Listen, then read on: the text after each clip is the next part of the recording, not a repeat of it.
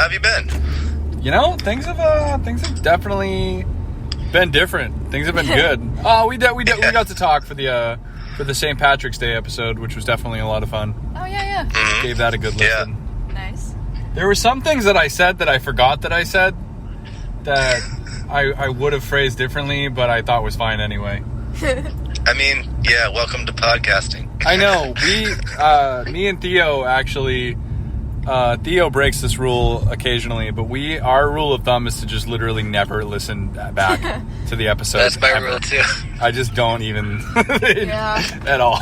Every time I break that rule, I regret it too. Yeah. Matt has never listened to an episode of Black Market Therapy. I've never listened to an interview I've done on anything. I can't stand myself. So I don't do it. It's pretty good. You should listen sometime. Yeah, it is a good podcast. I do like the musical transitions a lot. That's all Joel. Thank you. Is that just Joel, or is that you guys like collaborating on any kind of things like that? Or? Well, I use Matt's like instrumentals from Matt's songs probably about a third of the time, and then I didn't even know that, dude. I've told you that. All right. I'm cool with this. Yeah, I use Matt's music about a third of the time, and then most of the musical cues are things that I've recorded specifically for the purpose of having musical cues. So, hell yeah, Nice. Yeah. Oh right. Yeah, because this is a new incarnation of your podcasting efforts, where the previous one was Friday Night Folk. Yes. Which was a wonderful series. This one I think is really cool too, because I think that it can be really difficult to really get them. Like I've found it in my personal life really difficult to get the most out of a media expedition like effort that focuses solely on spotlighting artists. Yeah. In a sense, where it isn't necessarily like where you're more of a host or someone trying to bring content out of others. Mm-hmm. You know, rather than it just being like, because like I think this is going to be a really cool crossover episode between us, because it seems like even though we have varying subject matter, you guys are really focused on like the psychology of things or different kind of metaphorical meanings or things. I don't know. You guys are just digging deep rather than it being journalistic specifically, which I like. Yeah, I was talking to Owen Korzik the other night about like what it's like to interview artists and interview musicians and stuff like that. And I was telling him how like we were kind of relating on the Friday Night Folk virtual music mentors overlap. Right. And I was kind of saying, you know, I got really sick of just asking people about their musical journey, because up until a certain point, it's mostly the same for most people. It is, yeah. And, like, there's a difference between details and stories. And I feel like the problem you run into with a lot of younger musicians is that most of their story so far is actually details and not stories. Right. And, you know, so, and most of those details, you know, this isn't an absolute statement, but they cross over a lot. They are the same with a lot of people, you know, like they have their inception of how they got into music, and there are a lot of variables, but it's like so many things are exactly the same, and so many, you know, stories / details are told in exactly the same way, up until the point where someone actually reaches like at least a minor form of actualization, I think. And so I don't know, that got boring to me, and that's why Friday Night Folk became so topic based. And I did not care about, like, I don't care what your musical journey is. Like, I want to know what you're writing about and what you're hoping to accomplish by tackling certain themes. Yeah, it's definitely hard, I think, with music too, because there's a lot of musicians are asked, especially early on when they are creating an artistic, like, kind of public identity, that we don't realize it, but we're being asked to create this kind of Bootstraps story like this about how we came from nothing and learned and built and until we triumphed and blah blah blah, and like a lot of people want to Did we lose you? What's up? Oh, did we disconnect a little bit? Seems that way. I wonder if Theo ran out of data. Oh, you know what? We just reconnected to... These things do happen. Oh, they can't even hear us, actually. Okay. So if we could get closer. We are on the Wi-Fi now, which is weird. Yeah, I think it's just we're a little bit far from the house. So it's not. Maybe you could disconnect from the Wi-Fi? Yeah, let's see. Oh wait, this is the Wi-Fi. People can just... Okay. Oh, can you hear us now? There we go. Perfect. Yeah, we lost you a little bit. Is the connection a little bit better? Hardcore. Yeah. I don't know where. I think I know where. I can hear you now. We couldn't hear you for like a full minute. Yeah, we could. Yeah, we kind of got an internet disconnect there. But I guess what I was saying was that a lot of us are asked to create. Like, I am of the belief that the story of like an old school 20th century shoe shiner to stockbroker, like old monopoly capitalist, like I came from nothing in the 1930s and climbed to the top of a Manhattan skyscraper. Like, that's the same story as like Kurt Cobain or Bob Dylan. Like, it's the same American story of coming from nothing and then building into something. And as new artists, we think we're supposed to do that. And I think we accidentally make ourselves like in these details and story type interviews very boring, because we haven't done that. I have not ascended into like the corner offices and skyscrapers of New York personally. Right. But well, the example I gave, and then I'll yield my time to Matt because I feel like I'm hogging all the airtime. The example I gave to Owen was like, I grew up going to Christian coffee houses, which were usually held in like the function rooms of churches, and they were listening rooms, and it was like a very tight-knit community. And if I say that in an interview, that's a detail about my upbringing and my journey in music. But then if I bring that back to, and that informed my sense of community and the types of shows that I tried to run once I opened up my own DIY space, then it becomes a story. So like, there is a follow through to it. There's like a, I don't know, there's another good word that I'm searching for. I can't find it. But a kind of beginning, middle, like, and end? Yeah, kind of. And it's like, it's not, I hesitate to say end. Right. That's what I was trying not to say. Right. Because it's not the end, but like, there's a connection that you have to make, I think, between, well, this thing happened when I was young, and now this is how it has informed something. Yeah. And I think that's really important when, at least when you're interviewing, at least when you're expecting somebody to have a relevant story or a pertinent story to the interview itself. And that's something that's hard to find, I think, with younger musicians, younger artists, unless they've been extremely active. Yeah. We've talked about that too in terms of interviewing visual artists and being interviewed as a visual artist, because I think an inclination that I have had in the past is to talk about almost like selling myself like it's a job interview or a college application, like talking about what classes I've taken or what teachers I've learned from or whatever, and maybe inserting a lot of unnecessary information into the dialogue just to make myself seem more legitimate, which really just sort of undermines you as someone who's trying to seem legitimate when you kind of are by being there in the first place. You get clocked as a person who's trying to seem professional. Yes. When you're like, huh. Like, Yeah. nobody cares what school you went to a lot of the time. At all. It just does not fucking matter. Exactly, that's a detail. Yeah. Huh. Interesting.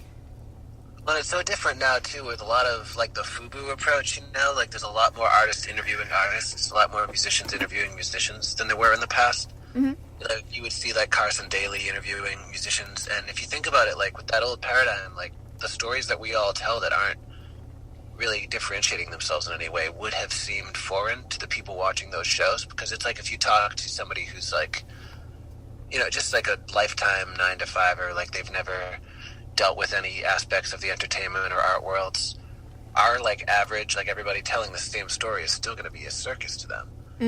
So it's kind of different when it's like an artist interviewing an artist, where it's like we've all had the same upbringing. We know how mundane so much of it is and how little so much of it matters until you kind of do something with it. That when you get everybody telling those stories to each other, it just starts to get, it's like a little bit of a feedback loop happens.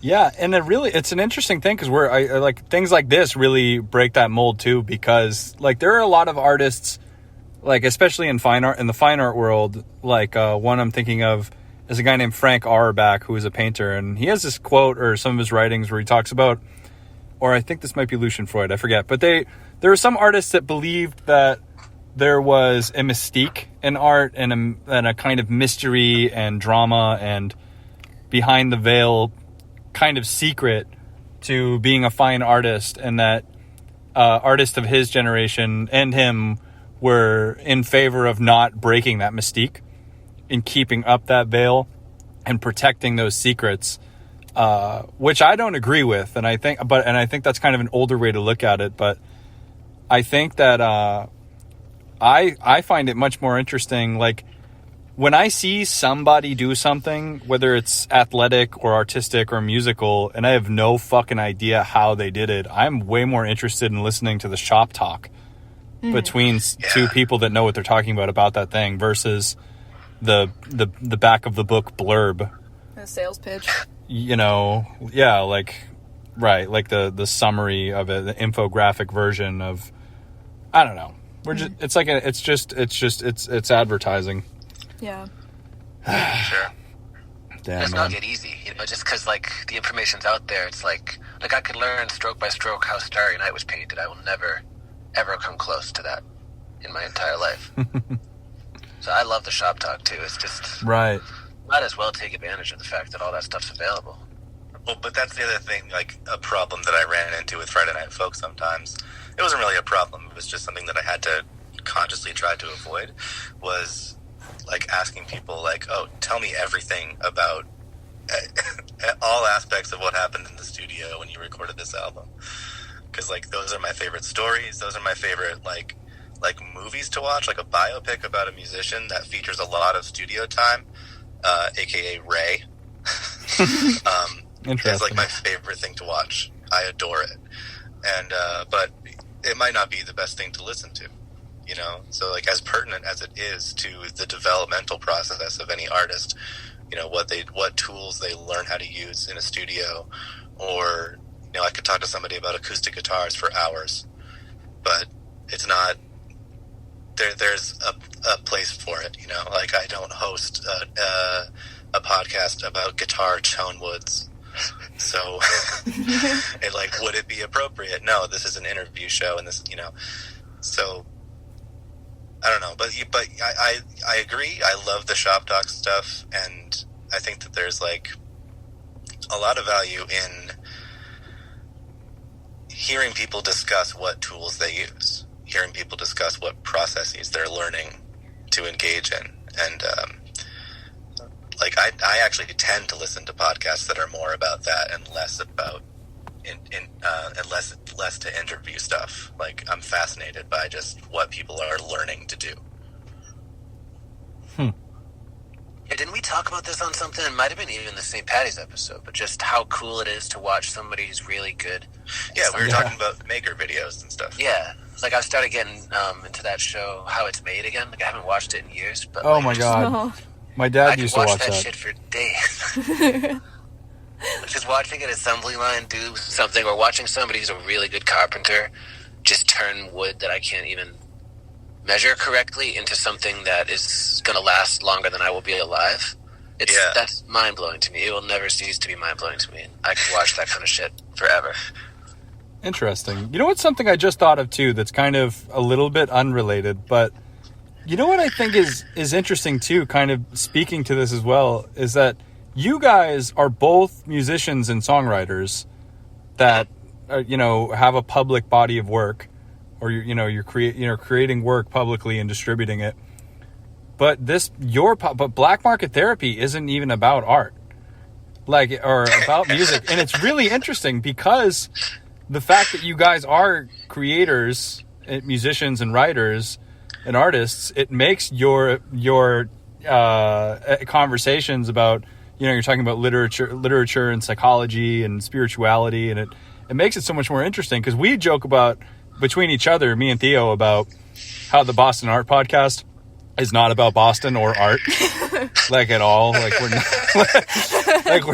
like we really want it to be, and we want to like get, whatever fucking, we don't know what the fuck we're doing, but like, but yeah, it is kind of interesting, because the person you are makes it colors the conversation. Yeah. So like, Yeah. Well, I think that's interesting too, because as much as the what is interesting, like the what you're making, what you're using to make it, and like what is coming out of your work, I think the why is really interesting too. Like you were saying, connecting those details into the meaning of what it is and what it means to you personally, that's the kind of narrative you can't get from another artist. That's individual to each person. And I think that's a really fun thing to be able to touch on in an interview if you can. It can be sometimes a hard thing to verbalize too, though, but it's nice to hear that from people, like what motivates them or what interests them about a certain niche of what they're working on. Yeah, I also think it's valuable just in kind of a maturity sense. Like, I think that Matt and I are both at a point where we don't want to just be, promoting all the time. right. Yeah. And I think, like, the stuff that we talk about is the stuff that ultimately we end up writing about, or at least, like, journaling about or whatever. I'm using that word hypothetically. I know that Brian is a big journaler, and I'm actually not. But, this is the kind of stuff that we end up having conversations about all the time. And it feels like there's more value in actually discussing what is at the root of those thoughts and what is kind of the source of, like the source of our contemplative inclinations, that feels more valuable than just saying, I made some art, please pay attention to it. And similarly, when I listen to your podcast, like it's fun just listening to people drive around with no destination and talk about whatever comes to their mind. Yeah. And occasionally I get to learn about art history too, which is nice, But I think it is about Boston, and it isn't about art, because you're driving around Boston aimlessly.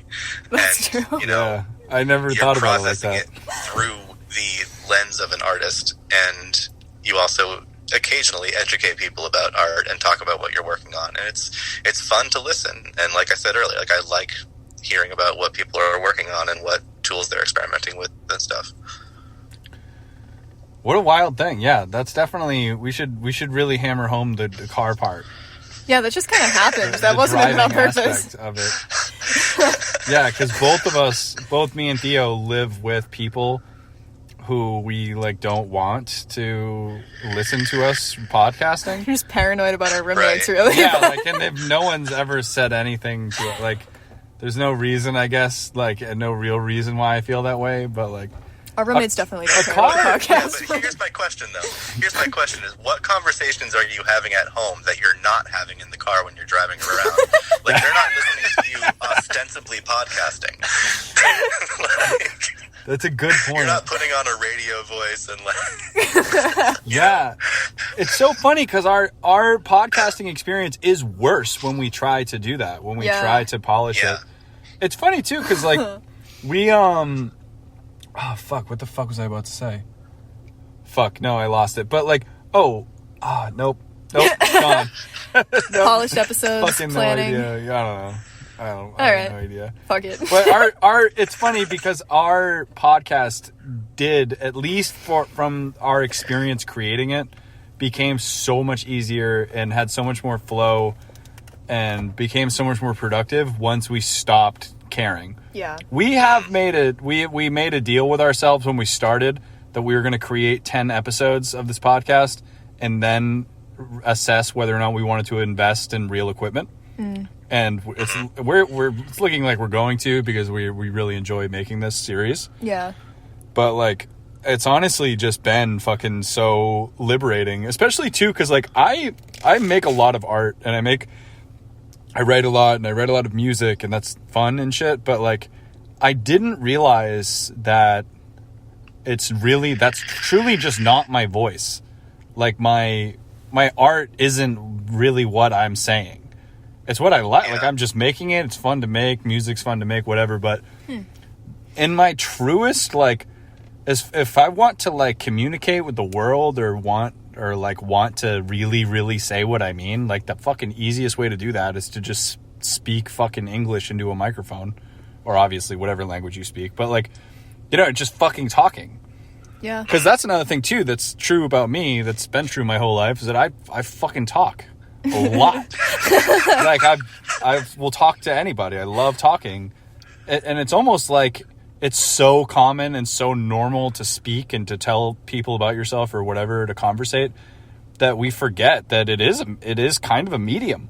Yeah. It is a mode of expression that we can fucking, I don't know, say shit through, like, produce through, fucking, I don't know, just connect with people through, you know? Yeah. Because we started this podcast, literally, we had one of those moments that you have with everybody that you're friends with, where you're having this really interesting conversation, and then you say, we should start a podcast. We're so smart. Like, that's why we gotta have this record podcast. I'm sure you guys had a similar moment that led to Black Market Therapy existing. But it was, well, we don't have to get into that. It was a lot of different conversations. Right. You're making me conversation being a medium. I've been thinking a lot lately about why I'm not very artistically active right now, and I'm recording from time to time, but you know, I haven't been writing a lot of songs, and I've been wondering if that's because I now podcast all the time, and through the medium of conversation, I'm able to be just as vulnerable, if not a lot more, than I would be in a song. So in terms of self-expression, maybe I'm doing all the self-expression that I need to through conversation on podcasts. And, like, that worries me in a sense, because I'm like, well, then where does the art come from? Like, will I ever make music again? Will I ever find that necessary again? And that's a little bit scary. So yeah, I totally get that. I think that has a lot to do with the arena that you exist in, and that's something I think about a bit, where I feel like if I just was hanging out with a bunch of people who like if I just joined a community of tennis players, like, I guarantee I would be playing tennis in like a month, and I would probably be thinking about tennis all the time. And I feel like when I'm at shows all the time, as somebody who wants to play shows, I start, like, I don't know, I daydream songs that I'm writing, or performances, where a lot of the times I'll get a memory of a past show stuck in my head, where I'm imagining songs for a show that I played. Like, this would have been perfect in this past moment. And, like, with those moments and those venues not accessible anymore, you know, obviously because of everything, like, I think it makes sense that you wouldn't be writing as many songs, because, like, you would have to go so wildly out of your way to perform music right now. You know what I mean? Even if you did some type of Facebook live stream thing, it's just like, this is so much more direct, and so it's I don't know. I think that, I don't know, you're a performer too, and you love shows, so I'm sure once they're back, I'm sure whatever keeps you making art will probably be like, oh shit, like, I want to feel that again. But that assumes that performance supersedes writing for me. Interesting. You know, like, I think I actually enjoy creating more than I enjoy performing, in a way. They're completely different, though. I don't know if I could say that with whole honesty at this point, but it's been so long since I've been able to make the contrast too. But I think that, like, just the cultivation process that precedes the performance process can be more rewarding in certain situations. But I'm not sure if one supersedes the other, if one outweighs the other in terms of gratification and fulfillment. I have no idea. They go together too, though. There's something to be said for the completeness of doing podcasts right now, you know, where you can kind of do the real, like, front end side where you're sort of dreaming it up, and then you have the actual, basically the gig, and then you put it out.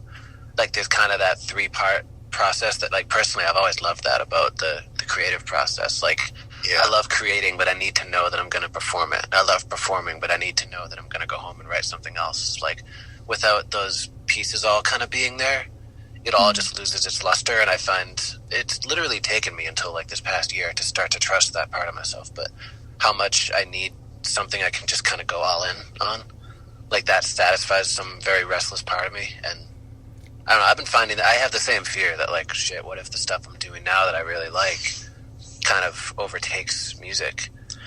But I'm realizing, like, because I don't have those faculties available right now, I don't have the ability to go to gigs right now, and then once I do, those gears will shift, because these gears shifted.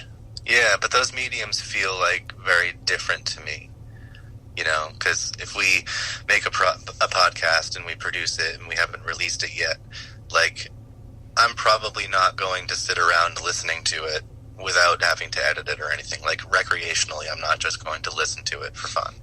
Yeah. Whereas if I have recorded a song and haven't released it yet, I'm absolutely just going to, like, revel in it 100 times before I release it. So there's, you know, the divide between product and presentation, and when they become one and the same, then great. But I also think that that's part of it for me, is that, like, I get exclusive listenership to the song before it has come out. And so, like, that part of the cultivation, like, making sure that I'm happy with it and everything, that is rewarding to me. Whereas in a podcast, again, I wouldn't just listen to it recreationally, you know? Like, it's a cultivation of something that is important and of value to me. And it's a medium for self-expression and vulnerability, as a song would be. But I don't know that I would say that, like, the stakes are the same from product or presentation, you know? This is really interesting to think about, because it's making me... something I've been thinking about a bunch recently is... Like, this is... I didn't realize that this related to it, but I've been thinking a lot about my own desire for attention, and as it relates to art, not attention from, like, the people in my life or something, but, like, because I haven't performed, aside from, like, the odd live stream show here and there, in over a year. But I as I've talked to you guys about before, I've been skateboarding a lot, and I go to skate parks, and something I noticed about myself that I realized I was ashamed of before I kind of admitted it to myself, but I found myself not attempting tricks or certain things that I was trying to learn unless someone was watching me. And I noticed that I wasn't trying things without somebody looking at me. And at first I was like, I'm a dork. Like, why am I trying to get this random person to look at me while I try this stupid thing? But then I, like, really thought about that and stopped kind of demonizing myself or, like, being embarrassed that I felt that way. And I was just like, I just acknowledged, I was like, this is really weird that, or just kind of interesting that I have this kind of audience drive. Like, because I recently did a skate competition that I didn't win, but I enjoyed participating in. But I skated better than I have ever, and there was, like, a lot of people there, just, like, watching, and the fucking people. I was just fucking on one, I was infected by the attention, and, like, I was like, let's fucking go. Like, I don't give a fuck. I'm gonna die trying what I'm trying right now. Oh my God. Like, and Are you the same with playing music, though? Like, do you really turn it on when there's an audience, but when maybe you and Nick are together, there's just like, let's just get through it? Definitely. Something that I've battled with through my music experience my whole life is just letting the energy of the moment overtake me and trying to balance that with real precision of the art piece that is the song. And, like, I play guitar and sing also, just like, you know, like you guys. So there's, like, there's some motor skills that you're needing to pay attention to so you don't just fuck up the whole thing. So there is an element of not allowing that whole thing to overtake you, for me at least, because I feel like there's still, maybe if I was just a singer or something, I would let it. But with having to play guitar, I've found that kind of difficult, you know what I mean? And having, you know, I don't know what I forget what I'm trying to say. Like I can't just totally freak out and go raw energy with guitar. Yeah. I'm not a lead improvised player either, you know, so I don't know. Well, it's different with guitar too because you're tethered in some capacity to something. Like you're either supposed to stay kind of near a mic sometimes, or you're plugged into something. So or in key with your bandmates. Yeah, yeah. There's always something to be focusing on out of the corner of your eye or the corner of your ear, which definitely changes it. Interesting. This is sort of a different note, but I mean, I'm not a musician, so I don't have a lot of performance experience, but talking about like audience being a drive in terms of creation, I've noticed in myself, social media kind of plays that role for me in terms of finishing pieces. Like, I often find myself like kicking my own ass to get in the studio just because also, but also because it's like I haven't posted content in a while. Like, nobody's seeing this piece if I don't finish it. That kind of thing. Like, I want to get this out there, or like in normal times, like a gallery show or something like that, but Instagram really. And it's been a really long time since I finished anything and not put it on my Instagram. And I was thinking about that the other day, how it's kind of weird. Like, what is the reason behind that? But I don't know. I think it's so easy to kind of shame ourselves for wanting that, but I wonder if there's something there. I've had a lot of people say to me that that's a bad thing. Like, I've had some people actually be shocked by that, but I don't really know that it is. It's kind of like holding myself accountable in a way. Social media is a whole other conversation. It's a different problem. Yeah, that's another thing, but Yeah. I don't really mind showing people my work and my journals and things, because it gives me a reason to... Well, not the only reason. I strive to be better for my own sake, too, but it gives me people whose eyes are on me that I know are going to notice if I'm not striving, you know? I don't know if that makes sense, actually. Is that bullshit? I think no. I think there's like a big difference though between like completed work and works in progress when it comes to sharing on social media. That's true. Like, I will often take a video of myself playing a riff that I just came up with, and I'll share it, and the only context for it is, this is a cool riff, whatever. If I shared that riff and said, I'm writing a new album, but that was the only riff I had written in like a year, then, like, that would be a little attention seeking and a little like hungry for an audience kind of thing, because then like you're setting an expectation and taking credit for the thing before you've done the thing. That's true. So I don't think there's anything wrong though with sharing completed pieces, or just kind of like cultivating a catalog of work on your social media. I think it can be kind of shooting yourself in the foot sometimes, though, if you make a promise of a project upcoming that will be maybe for sale or for release that you haven't finished, because then you're kind of closing the door on if you decide to scrap it or if it doesn't come out the way you want it to. Another thing that's really dangerous, I learned that, I forget where I learned this, but so maybe I'm not like 100% factual here, but somebody told me a long time ago that like with your brain, like your actual like dopamine and serotonin in your brain, like I guess talking about doing the thing that you love a lot of the times your brain will give you the same dopamine it would give you as doing it, as doing the thing that you love. So I try to be conscious of that, and I think social media can kind of fuck with me with that a little bit, where I don't know, like if I, like you said, like, if I post some one thing that I created and I actually haven't been doing shit, and a bunch of people tell me I'm amazing and a great artist, it can replace the gratification I would have had I just, I don't know, kept chipping away at whatever was on the docket that I'm not working on, probably. That's an interesting point in relation to conversation and podcasting as a conversational medium. Whoa, yeah, that's true. Damn. That's an interesting point. That's kind of an interesting callback, too, to talking about worrying that podcast will kind of supersede and absorb and take over. Yeah. Whoa. I don't even know if I agree with that, but that is interesting to think about. Fuck. Well, here's Brian, what it is, right? Yeah. You're a fellow television addict. Yeah. I am. Did you ever watch Flaked on Netflix? I haven't seen Flaked, actually. No, I haven't heard of this. Okay. So it was 2 seasons. It starred Will Arnett. I've talked about this on Friday Night Folk before, but there was one episode that like really fucked me up, and it was Will Arnett's character makes a promise to be there to celebrate somebody's, I think it was their sobriety birthday, and it's a show about like Alcoholics Anonymous community within the Venice Beach area, I think. So anyway, he's like hanging out with this girl who's also in the program, and makes a promise that he'll like be there for it's either her birthday or her sobriety birthday, I forget which one, but he like promises all these things, and it's going to be this special time for her. And then he shows up late, and the party's over, and there's, he hasn't followed through on anything. And he says, "I'm so sorry, I wanted so badly to be there for you." And she says, "No, you didn't. You wanted the credit, and you lived off of it all day until it was too late to take it anymore." So, like, he got more of that dopamine rush, more of that dopamine feeling off of making the promise than he would have if he followed through and actually did the thing that he said he was going to do. Huh. And, yeah, it's heavy, and that like really made me reconsider. Like, oh, you shouldn't promise to do stuff. Like, you should.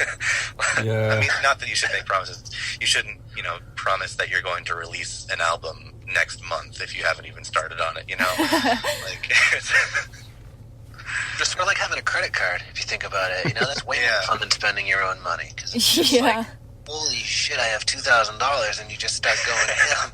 And you're like, I'll figure it out next month. I can get $30 in a month, and then you can't, and then it's the same kind of thing. Huh. That's kind of an interesting thing too, because like that's like something I've experienced in my own time, like in recovery circles, is a lot of people will talk about understanding or really getting in tune with your intentions for what you're saying to somebody, like especially with like apologies or something, because there's might be a time where you're like, oh man, I really gotta like reach out to this person from my past that I totally fucked over. I really gotta like fix this. But like a lot of the times, like they kind of ask you like who is this actually for?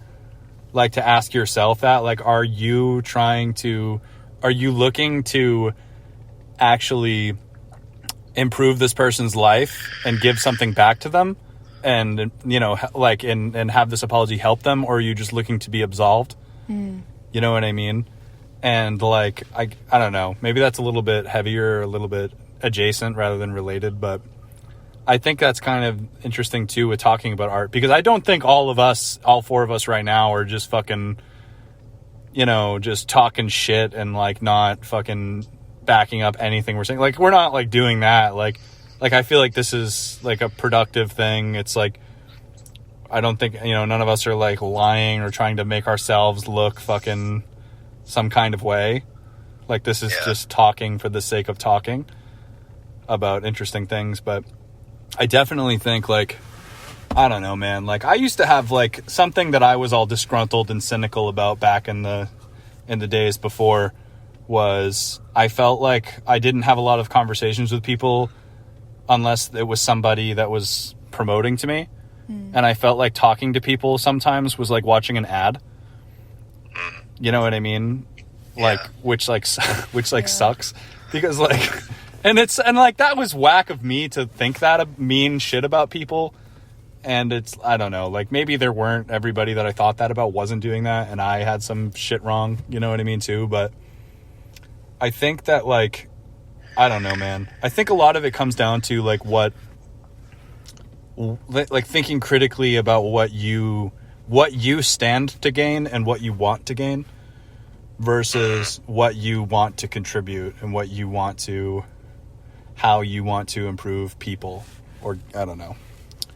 Well, I think that's a question of genuineness also, because like I think you can tell when someone is advertising to you. Like, we've talked about this before, like the difference between, like, in an art sense, like market talk and studio talk. Like somebody that's like, which there's nothing wrong with this, I do this, everybody does this, respect for doing it, but you're like, subscribe to my Patreon, check out this video I posted, this is my new album, this is my new art piece, buy my t-shirt, versus like, I'm really excited about this article I just read, it makes me think about this thing, like, what do you think about this? Like, you can tell when someone's speaking from a place of passion, or if they're trying to pay their bills.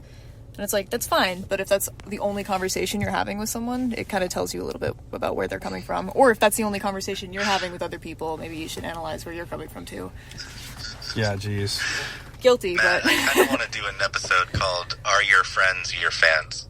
Ooh. Dude, that would be that's a really important thing.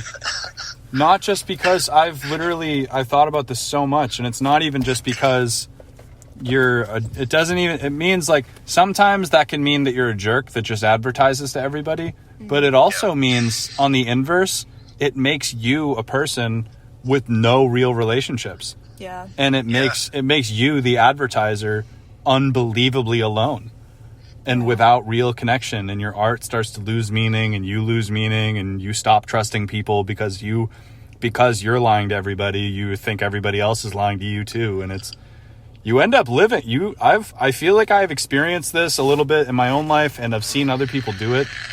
You become a shadow of your former self, dude. Another thing That's too a is dark like fucking way to be. Well, another thing too, like in a more kind of positive light, like if you're talking about the things that you care about and you're sincere and genuine, there's no reason why your real friends won't also be fans of what you're doing. Right. Like, you don't have to market to people that know you. If they care, they will care. That's actually a good point too. Like most people that have bought my art aren't my friends. I have some friends that have been wanting to just support me and help me out, or they want a piece, and I think that's awesome when they do that. But the majority of those people are not like people that I hang with all the time, and I think that makes sense. Yeah. But I think also. I also think. Sorry, go ahead. All right. I also think that, like, going back to, me and Matt hosting a show that's not about music at all, like, that is something that it stands to gain, is that, like, we could just be, how do I put this? Like, the shows that I've played with Matt are some of my favorites, mostly because it means that it's like an all-acoustic show, and it's just like a lineup that makes sense, and it's just sad folk songs all night. It's great. Yeah. But like, our music makes sense together on the same bill, but I think it's like almost more valuable to have our thoughts make sense together in the same conversation, and it not I'm lost. I'm losing my thought. I'm sorry. Go, Theo. What were you gonna say? I'll try. No, it's okay. What was I gonna say? Oh no, I guess just to like reiterate, like, I think it can be true sometimes that the people that buy your work or the people that maybe will pay for your work aren't necessarily like, they're people that are looking at you as a brand. But I also mean, like, sometimes maybe it's not financial support, but sharing your posts or coming to your shows or whatever. Like, if people are friends with you, and one of the facets of your identity is that you're an artist or a creator, the people that are friends with you probably also care.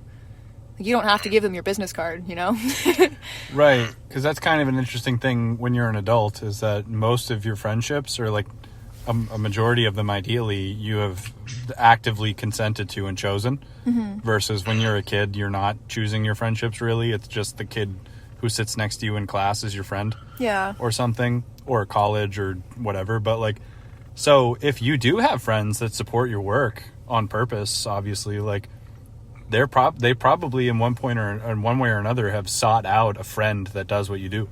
Yeah. Like, they want to, like they probably want to be friends with artists and to support your work. So, and to kind of connect it to what we were talking about in the very beginning of this episode, you have to think about your audience when you're talking about this stuff. Like, are you talking to somebody who wants to hear the success story, or are you talking to another creative that just wants to talk to you? Yeah, geez.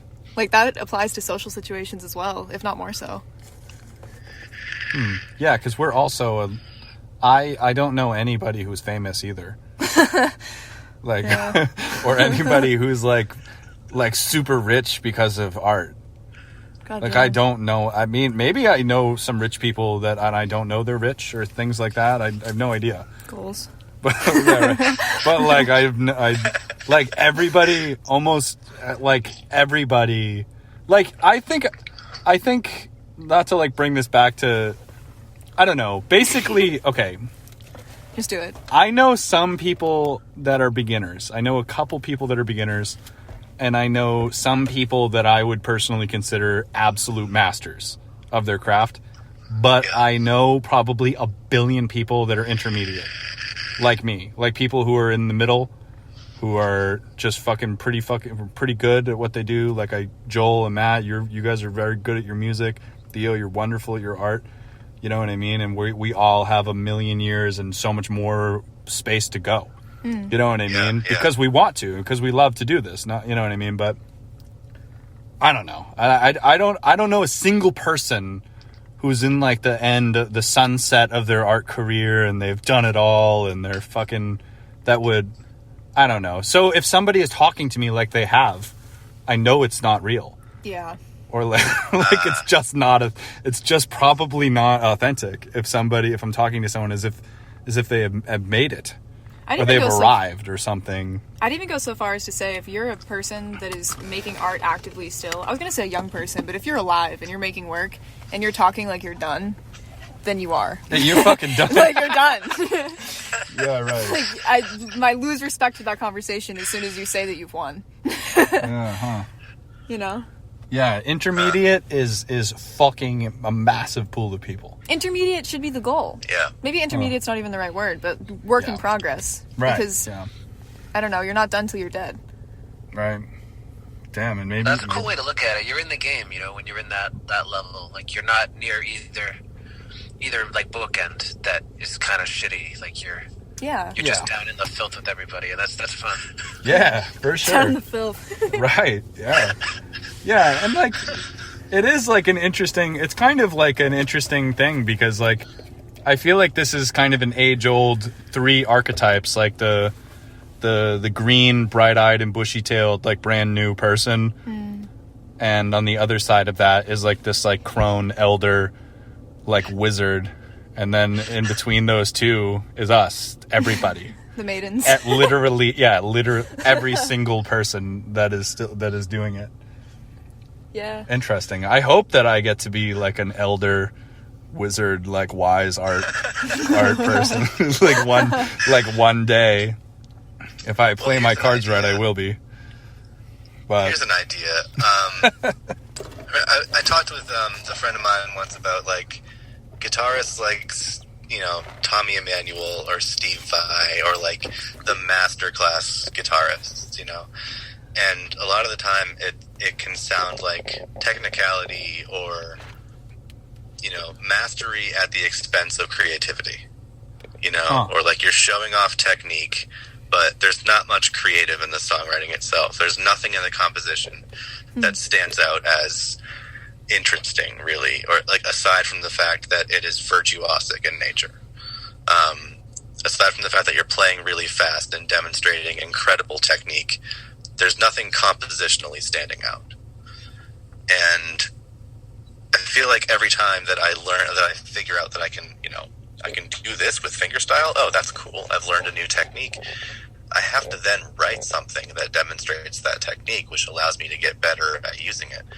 And almost what we're saying is that, like, once you have reached the level of mastery, it then becomes a challenge to keep composing in a way that keeps your creative brain working and not just your skills brain working. You know what I mean? It's like drilling, like doing like physical drilling and conditioning versus being a master of a game or some type of competition or product and process. So intermediate is almost like where you want to be, exactly, because it means you have to keep learning. Like there's always more to learn, and that's not to say that there's anything wrong with mastery of craft. I think that should always be a goal, but I think maybe another goal is just versatility of craft. You know, and like if you think that, like, if I saw myself approaching a state of mastery in the craft of fingerstyle guitar playing, I think I would probably challenge myself to any number of other guitar techniques that I could then apply myself to and start to learn and immerse myself in, because I think I've started to get bored with just like, okay, cool, now I can do everything that Mississippi John Hurt did. Great. What now? You know? And so you're making me realize that I enjoy being an intermediate player more than I thought I did. Yeah, right. Yeah. Kind of interesting. Like, you ever heard that? I think it's a Picasso quote. probably to paraphrase, but he said it took him 25 years to paint like Michelangelo, but it took a lifetime to paint like a child. I have heard that, Yeah. Interesting. Yeah, maybe creative intuition and like just really like innovation brain is pretty fucking, that probably is really hard to really control and to utilize to its fullest potential versus technical skill. I've said this to people so many times about drawing, but you know, literally anybody can learn how to draw because there is an academic school of drawing. You could learn to be an architect. You could learn how to you could learn medical drawings. Like there is an academic standard for drawing, even though it is subjective. So because that standard exists, you could learn it because it is in essence a technical skill. Just like if you practiced for 1,000,000 years, you could be a master fucking guitar player, even if you've never composed anything. You know what I mean? Like there's a lot of painters. Like I've heard some painters or professor types talk about in Italian churches. Like there's so much historical churches in Italy and so much historical art and so much statues and paintings and murals and mosaics and shit. And that some of them might be from like the year 1000. Like they might be really fucking old. But the thing is it was so popular and so in such high demand. Religious art was in such high demand of the time that there is an insane amount of really, really old, unremarkable religious art that isn't really worth anything, that isn't really teaching us anything. Like it's the same crucifixion scene or whatever, head of John the Baptist scenes, but there's just so many of them that they're just not really they're just unsubstantial. Well, I think that's why the why behind a creative is what's interesting. Like why you're making music, what the meaning is to you, because that's what you bring to the table. It's individual, and the technique and the ways that you're putting these things together, or the ways you're writing a song or making a painting or a sculpture or whatever, those are tools in your toolbox to channel whatever your ideas are and what drives you. Interesting. I wonder if there's there is no like recorded history of like cavemen and shit, but like they probably didn't have a written language, right? But they persevered and hunted and built societies and shit. Yeah. They still had that creative drive to do those things despite not having the precision of a language, like a written scripted language and academic standard for what they were communicating to each other. And wouldn't it be cool to know like why they woke up in the morning? Right, they had to be fucking talking to each other. Yeah. Otherwise, how would they have built tools and fucking caves and shit and fucking like they had to be fucking talking. You know what I mean? But they probably didn't have books and quills and fucking, you know, but they still did it despite not having that. Yeah. I don't know. That's all I'm saying. Well, that's why it's interesting too when you're talking about like ancient you're talking about like ancient religious artifacts, because those things were typically commissioned by a church and served the purpose of being objects of worship. So they all had the same purpose essentially, which oversaturates that market.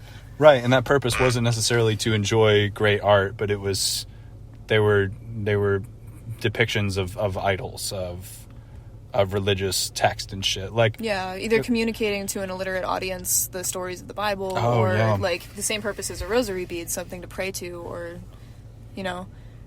But maybe that's why we have artists in history or musicians in history that like they are the only one who can give you what they gave you, because they're the only one who can give you their voice.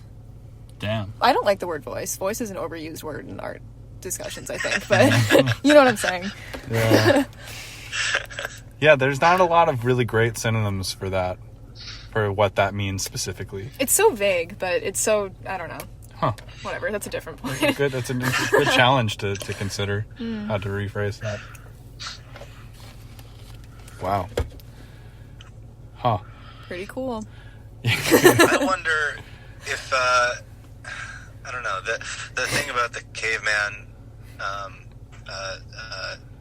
keeping a historical record and whether like creativity is the impetus for that, or whether creativity is a necessity for that, because then you kind of have to figure out the standards by which to keep the historical record. You know, like thinking about a caveman having the insight to like, or seeing a necessity in documenting what has happened, and probably for either the purposes of keeping a record or for the purposes of keeping a record of patterns should they repeat, and you have to be prepared for that. Like that would be a survival technique. You know, that would be something that's necessary to the survival of primitive man.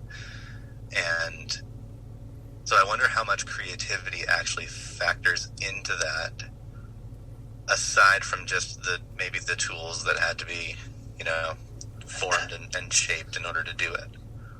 Yeah, that's an interesting thing, because they probably had to be, they may not have been recording things in the way that we would consider, or that how we would define that, like, but like there are tons of cultures throughout history and right now that communicate through word of mouth or through oral history.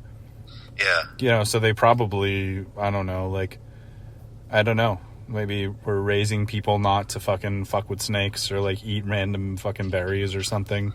I don't know. I wonder if they did like plays and stuff like that too. That's like a big thing with like when you read about like the ancient Greeks and stuff like that. Like there's only a finite amount of written history about even eras like that, but they were always like memorizing enormous amounts of information and performing for one another and doing all sorts of shit like that. So sometimes I wonder if like cave people screwed around, you know? Like did they do improv? Did they do improv? That would be something to say. Yeah, interesting. They probably, I mean, they had to, they probably like fought and like fucking, I don't know, maybe they had some type of like combat, like, I don't know, killing animals and shit. Well, it's interesting too, because to think about the need for a written history is to understand that there's a possibility of your civilization falling. Like, word of mouth works unless they don't speak the same language anymore. Right, because they probably, wow. Huh. How would you anticipate that that there wouldn't be more people, or that society would change? That's fucked. Interesting to think about. I find it interesting, like, in one of our early episodes, we were talking about how art is like a survival imperative, and how this is something that I heard someone say on a podcast, which was like, for centuries and centuries, like, the reason that art has evolved the way that it has is because we need it. Is because, like, we use it as a coping tool, or we use it as an empathy tool, or, you know, any number of things. So I like thinking about the documentation of history or of cultural events or of wars turning into the documentation of, you know, emotional struggles, and not just cultural struggles, and not just it becomes personal struggles as well, and it becomes like, and not just struggle either, you know. Like art is art serves any number of purposes across time, but I think it has become a way for us to construct our own meaning out of the events that happen to us, or out of our experiences. Yeah. And because of that, like, it can be well argued that it's like a survival imperative, and not just a hobby, or not just a byproduct of living in a culture that is more advanced, and so there's more free time, you know. Yeah, I really like history, so I've read a lot of things about historical events and stuff, but as far as the 20th century goes, I wouldn't know a fucking thing about the 80s, 90s, 70s, 60s. I wouldn't know anything about those times if it wasn't for media, movies, or music or something. Yeah. Like, I would know the 80s would be the fucking, like, dark ages. Like, I wouldn't know shit about what happened. Because I've never read a book about the 80s. I've read a lot about the Civil War, or World War II, or things like that. Because there isn't, like, I don't know, there wasn't like a music movement of the Civil War. There probably was, but not any that I would be listening to on Spotify or something. But they weren't for the Breakfast Club, right? Like yeah. So that's definitely true for like modern or I don't know what you would even call that, like contemporary history or something. It's interesting to think about that too when you break it down to even smaller sections of time. Like we've talked about this recently about how 2014 feels like a different era, but only in very small facets. Like if you were to look at it from a historical lens, it's probably not that different, except for like the pandemic. But actually, never mind, it is really different. But pop culture definitely delineates between even just years. Yeah, holy fuck. Year to year. Yeah, or fashion. Fashion's a huge one too. That is, even though there's a lot of public opinion or ideas about it where it's, a lot of people don't like it because of the materialisticness of it or body image. Like there's a lot of problems with fashion as an industry and as it relates to people, but it is in a sense a mode of expression and an art that tends to represent class, people, time periods, like ideas, identity, and that isn't, even if it's utilitarian and very lined with money and things like that, it is art that defines people and times in history. And in a sense, it is kind of, in a weird way, a recorded history through objects. Interesting. What the fuck? That's fucked.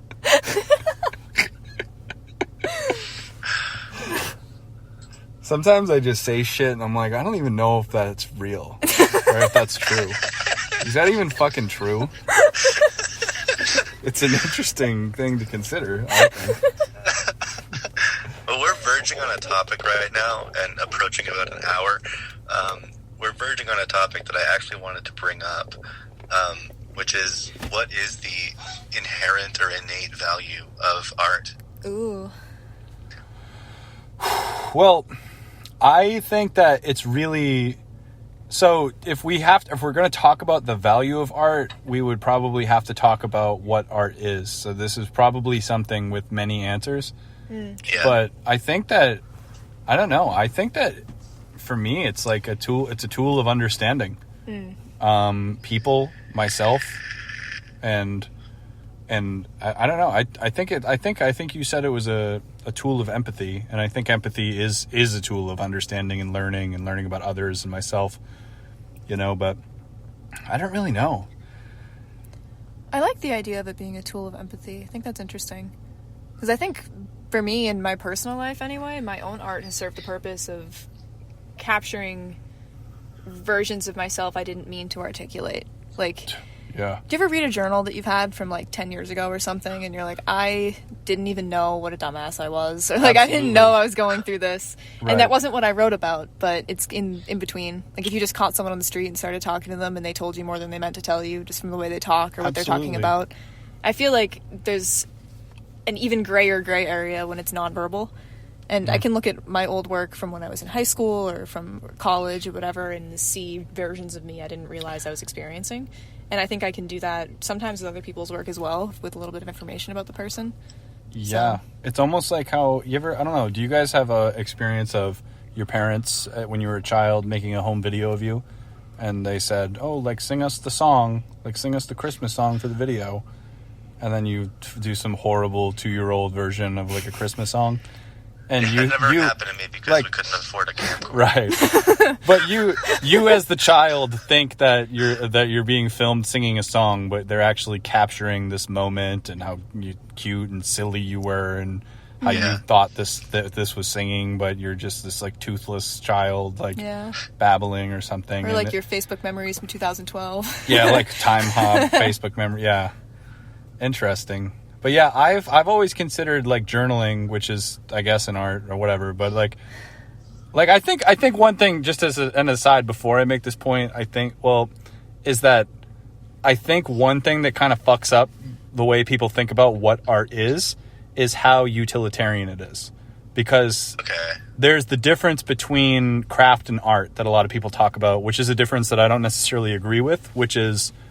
And there's a lot of criticisms of that dichotomy where a lot of people are of the opinion that something that might traditionally be done by people of color or women or not like white intellectual men or people is a craft. Like fiber arts, pottery, basket weaving, fucking... Yeah, like people will see that, like a lot of people will feel like craft is a lesser thing, and Okay. and that has racial and gendered implications. But I think even aside from that, it's also a lot of those, for some reason or another, has a utilitarian implication. Like, there really isn't many things that are considered crafts that aren't utilitarian. I don't know why that. I don't know if that has anything to do with gender or race that I'm not seeing in this moment, but I think that kind of fucks up people's vision, because I consider all of those things art, but... Well, it's funny, too, because after you put a couple thousand years on it, like, this bowl from ancient Greece is art. This is in a museum. Yeah. Like, we don't know who made it, but we look up to it. We can tell a lot from the culture about it. But if you went to an art store right now and bought a bowl that somebody from, like, Hyannis made on a pottery wheel, it's Right. like, okay, this is like $50. Right, and, like, the Greek bowl was some guy ate, like, lamb stew out of, Yeah. like, as he burned to death in Mount Vesuvius. Or Oh, my whatever. God. But is it still... But it's still art, even though it's not 1,000 years old, in the same way that, Yes. like, a fresh cave painting would have still been art, even though it was purely utilitarian, maybe. Whoa, yeah, because the cave paintings probably, in one way or another, were probably utilitarian. This is also an interesting point, because what the fuck is utilitarian? Is psychology utilitarian? It's helping us. It's a tool that we use to help ourselves and our loved ones. That's a great question. But it's fucking like some type of intellectual soft science. Mm-hmm. But it's Yeah. so it's kind of like even that dichotomy, or between utilitarian and whatever the opposite of it is, just aesthetic appreciation or something. Well, it's interesting. Even that line's kind of blurry. It's interesting because you go back to the initial answer to this question that we were just starting with, like a tool of empathy. Isn't that utilitarian? Like, even this like highbrow quote unquote art, or art that's used like religious artwork or something that's meant to depict something from the Bible or depict a story that's long gone by, that's also utilitarian. Yeah. So yeah, I was actually just going to say that too, like that, you know, that's no less utilitarian than being a therapist is less being a job, you know, like it's art lets you access that part of yourself that's just as real of a tool. Yes. I think those lines are just kind of convenient social mechanisms personally, you know, like when we deem something utilitarian, it's just a way of saying, like, we don't have the balls to say that what you do is useless. So we're going to say, we're going to give you a little job and a little pat on the head, you know, and it's so easy to facilitate discrimination and prejudice that way. Yeah. When you say, yeah, but look, they're doing this thing, and it's like, that's, I don't know, that's always irked me too, that it's a very backwards way, kind of like slimy way to subjugate people. Yeah, I agree with that. What an odd thing. I think, so I think even with that being said, like, it's so, like, there are so many people, like, I think almost like a more interesting question is what is the value of creativity? Because, like, you know, an ancient bowl from fucking some lost culture and civilization, it probably wasn't art. They probably made it so they could use a bowl. Yeah. You know? But, like... Sorry, go ahead. go on. I've actually lost my train of thought before. Well, I was going to say, to even flip the utilitarian thing on its head, like, I know from selling my own work that if I'm going to make a run of sweatshirts that are screen printed, those are going to sell. If I'm just doing an oil painting that took me 6 months, that might stay on my shelf for 2 years. Like, I don't know. The value there, if you're looking at it from a monetary lens, the utilitarian item is usually more valuable, actually. That's true. And I also think that might have to do with class, not just of you and the way we think about art, but also the class and financial state of the audience as it's informed by that kind of prejudice. Because I feel like I'm more willing to spend more money on something that I can say, well, this is a tool, it's an investment, it's like this is like worth my money, and I'm not some dumbass like buying like a like an $80, I don't know, whatever the fuck, like so I sometimes justify purchases by really stretching and reaching to prove that it's utilitarian. That's true. Yeah. I've totally done that. I think this kind of also comes back to like the conversation we were having about the people who like promote to their friends and stuff like that, in kind of an abstract way, because when the utility of creativity is to promote, to like have something to promote or to have something to sell, you know, a t-shirt, a sweatshirt, whatever, then like, is that still creativity in a pure sense? Or is that creativity like kind of just, I don't know. I guess, does monetization like corrupt creativity at all is an interesting question to ask. But yeah, I think so. I think that it definitely, it absolutely can, but I think that an interesting art movement to look at, I think, in this conversation is the like early 2000s or 2010s graffiti and street art movement, which gave rise to like Banksy and Shepard Fairey. And like, you might, if you don't know who Shepard Fairey is, he's the Obey hat, Andre the Giant guy. And those artists, they're known for being these omnipresent, bold statement, big black, red text. Like, you know, it's like, in a sense, they look like advertisements. And these artists were making things intentionally, using and appropriating the composition of billboards and flyers and things like that and intentionally putting these things guerrilla style into cities, in places where flyers and advertisements and billboards would be. And one interesting thing is like a lot of those artists went on to become fucking millionaires and distributing tons of shit. So they kind of got it, like the monetization fucks it up a little bit or kind of makes it hard to whatever. But an essential part of their artist statement and why they were doing that was they were taking art, they were taking spaces away from people monetizing their shit and putting fine art in those places. They were saying like, fuck this Target ad, we're going to put a fucking painting here that we want to see. Yeah. And so in essence, the distribution became part of the art, almost as if it was a performance or a kind of form of activism where they were. Yeah. So the distribution was the art. And that's the thing with graffiti artists a lot too, where they are part of being a graffiti artist. If you just have one graffiti piece on one building, you're not really a graffiti artist. But what makes you a graffiti artist is omnipresence.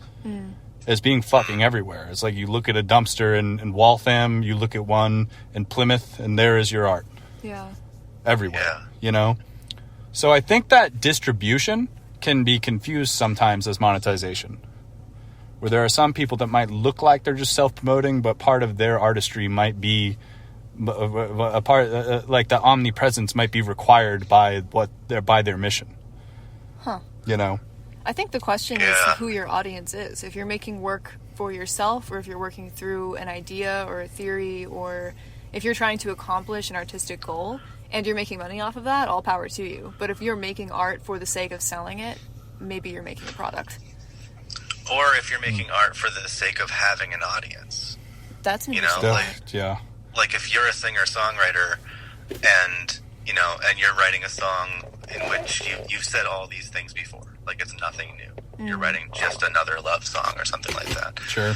But you're writing it because you have a following and you haven't released a new song in a while. Like, is that a necessary thing to do? You know?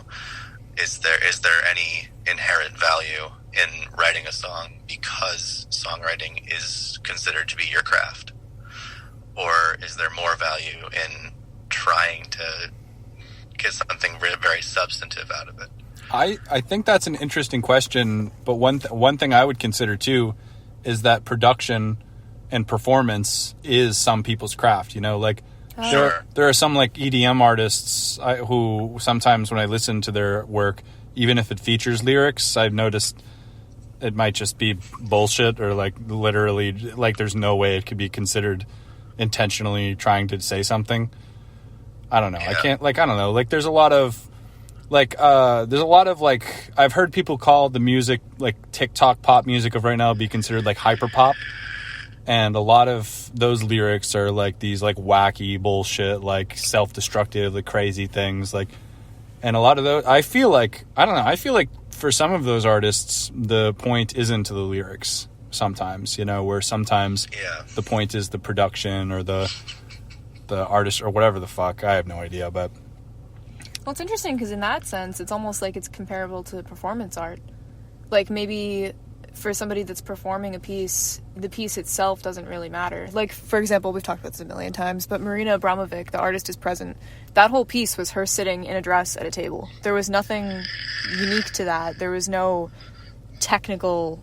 There wasn't really an art object. The artist was the art object, but the point was the experience and the person sitting across from you, and that was powerful in and of itself, but it wasn't something that you could replicate unless you were doing that act. Yeah, and it's interesting too, because that evoked, like, people were like brought to tears during that. Because I don't know if you know about this, Joel, but the artist is present was this artist. She would sit in a chair. I've listened to every episode of your podcast. We talked about it so many times. Fuck yeah, we have talked about this piece a lot, but yeah, that was a good time. Shit. Yeah, good shit. Shouts out. That's just the easiest example, but I think that can be said about any performance art piece, that it could be similar to what you're saying about EDM, or like somebody that's performing for the sake of the show. Like, that isn't necessarily lesser. It's just that the art object, quote unquote, would be the experience. And that's what you're paying for if you're buying tickets, right? Yeah, I mean, a musical performance definitely is that. Yeah. It's like, what bothers me sometimes is when people say, there's no such thing as new music. Like every chord progression has been done, every song has been written already. It's just like variations on a theme from there on out, and that bothers me, because I think that's a lack of creativity, or like a lack of experimentation. Yeah. But if that's the case, stop fucking wasting music. That's kind of how I feel about this, like writing songs for the sake of being able to perform them. Well, like, if you're going to be creating new music, make it count, make it substantive, and like you're wasting opportunity for like good lyrics to be written. And that's not for me to say, because a lot of people would say like, oh, that's very gatekeepy of you, Joel. And I agree. Like, I'm not like trying to be a dictator here, but I can't help it. It is actually how I feel. Like, yeah. Like, I just feel that, if that's what you're going to say about music, is that like nothing new is being done anymore, at least try. Yeah, and I think there's something to what you're saying too, where I agree with you, in the sense that, like, one thing not a lot of people know about modern art and modern abstract expressionism is a lot of people get mad at it, and they're like, my kid could have done that, or like, oh my god, whatever, or like, fucking, you just threw paint at the thing, like. But one thing not a lot of people realize is that those artists that did a lot of that work had so much credibility before that movement even happened, and a majority of them were already masterful artists, painters, draftsmen. Like, they all could fucking draw, but the interesting part of it was that they were choosing not to.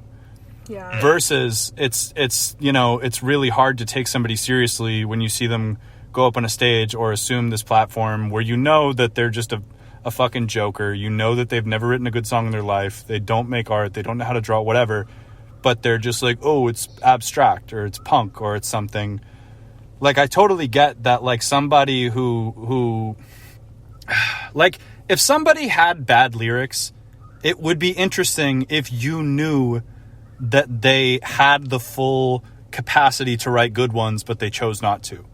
Then it's an interesting choice. But if they just had bad lyrics because they didn't know any better, then it's like, okay, like, what's happening here? Yeah, it's the difference between a conscious rejection of a norm and just not rising to the occasion. Yeah, like, and not rising to the occasion, and just writing shit music, and just writing some bullshit, like, thing that that was made on an assembly line.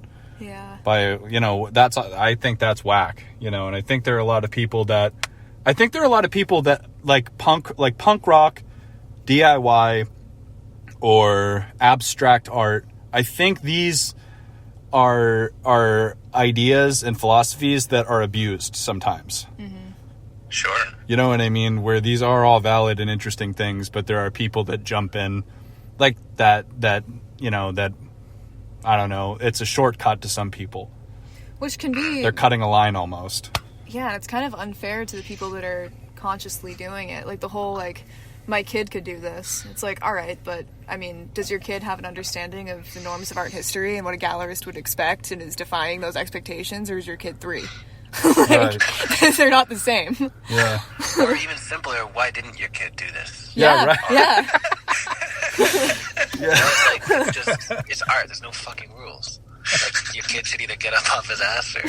Yeah, shit or get Your off kid's the pot. fucking lazy. Fucking Braxton. Yeah. Oh, shit. But it's like, I think about it this way. In Norway, there is a arts council.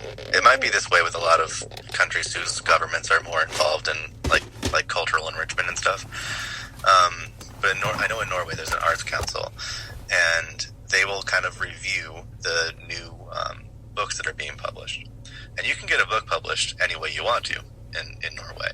But if you publish a book and it is reviewed by the arts council and they determine that it has cultural value to Norway, they will make sure that there are copies of that book in every single library in the country. You know, like it goes through a filter. It goes through like a vetting process. A vetting process, yeah. Thank you. And I've always kind of liked that concept because it makes people try.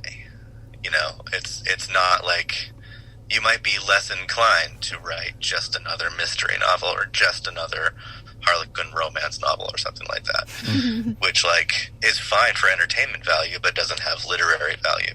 And that's a subjective thing, but I'm the kind of person who's like, I dedicated my life to studying that, so I appreciate literary value. Yeah, but anyway, so it goes through this vetting process, and they'll make sure that you're sort of like, you know, they don't pay you a huge salary for being an author that is determined to have cultural value, but they'll take care of you a little bit. And I've always envied that because it means that there's something to strive for. Or like in countries where if you want to make, I like this band called Muskox. They're an instrumental band from Canada. And on their album, on their liner notes, it'll say like this album was, funding from this album came in part from the, what's the capital, the Ottawa Arts Council, or not the Arts Council, but like the Ottawa Arts Society or something. Like they applied for a grant essentially to have this album made. And it's like, I appreciate things like that because then you're basically given the motivation to present your work or present, you know, a treatment of your work and say this will have a certain amount of value not only to the country but just like to art as a whole. And if they agree with you, and again, this sounds very gatekeepy, but I'm 100% like in favor of this because it keeps people trying harder and it keeps people like trying to hit that mark and improving and like, I don't know, but then like improving is very subjective as well. Yeah, I think that's a really fucking interesting thing. But I think one advantage that has, I think you actually might have said the opposite of what I'm about to say, but I think like I might be mistaken, but it seems like the Norway thing, that one advantage that they have is that something being culturally important to Norway is quantifiable.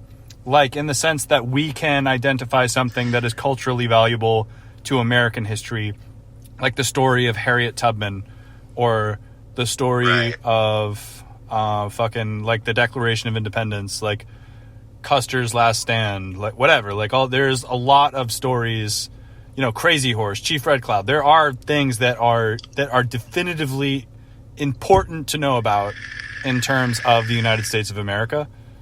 So I wonder too if I think we have a little bit of a version of that with the Library of Congress, even where they're not really, the Library of Congress isn't distributing anything. They're more of just like a super important archive where it would probably be a fucking massive honor to like have like your books like put in there. Like that'd be sick, but it doesn't mean that they put it in libraries everywhere or something. But I wonder if there's So I guess something to in it. that instance too.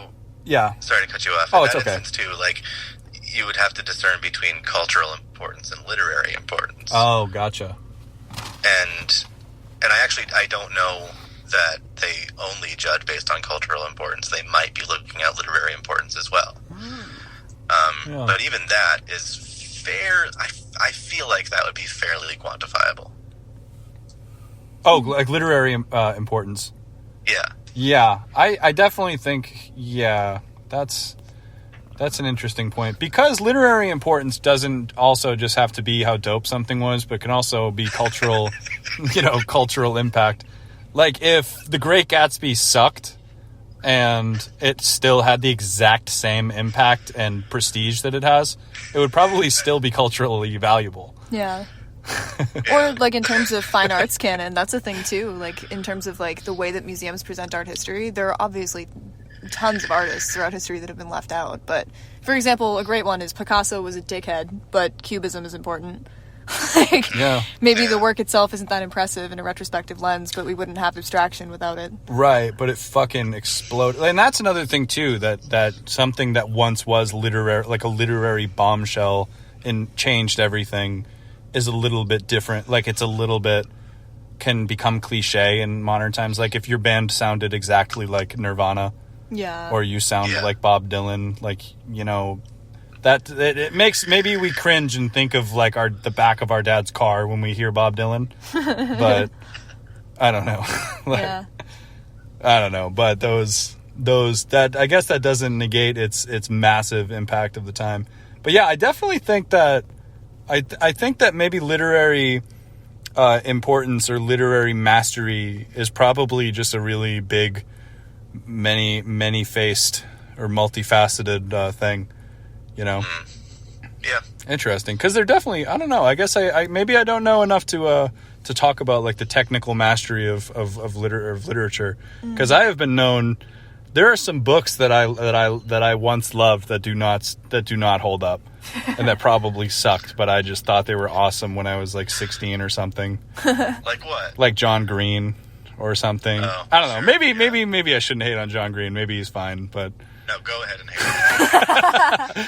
yeah, I definitely like loved like any like YA book influenced or stemming from the lineage of Catcher in the Rye type stuff. Yeah. Like I was the demographic. Like they were advertising to me the whole time. Yeah. But I think it's any different because it's up against kind of a more, for lack of a better term, like a proper genre like literature. Because like most people wouldn't think twice at just watching like a garbage TV show and knowing that it's garbage, but like it's cool. Like it's like I watched so many. I got fucking obsessed with Burn Notice for the longest time.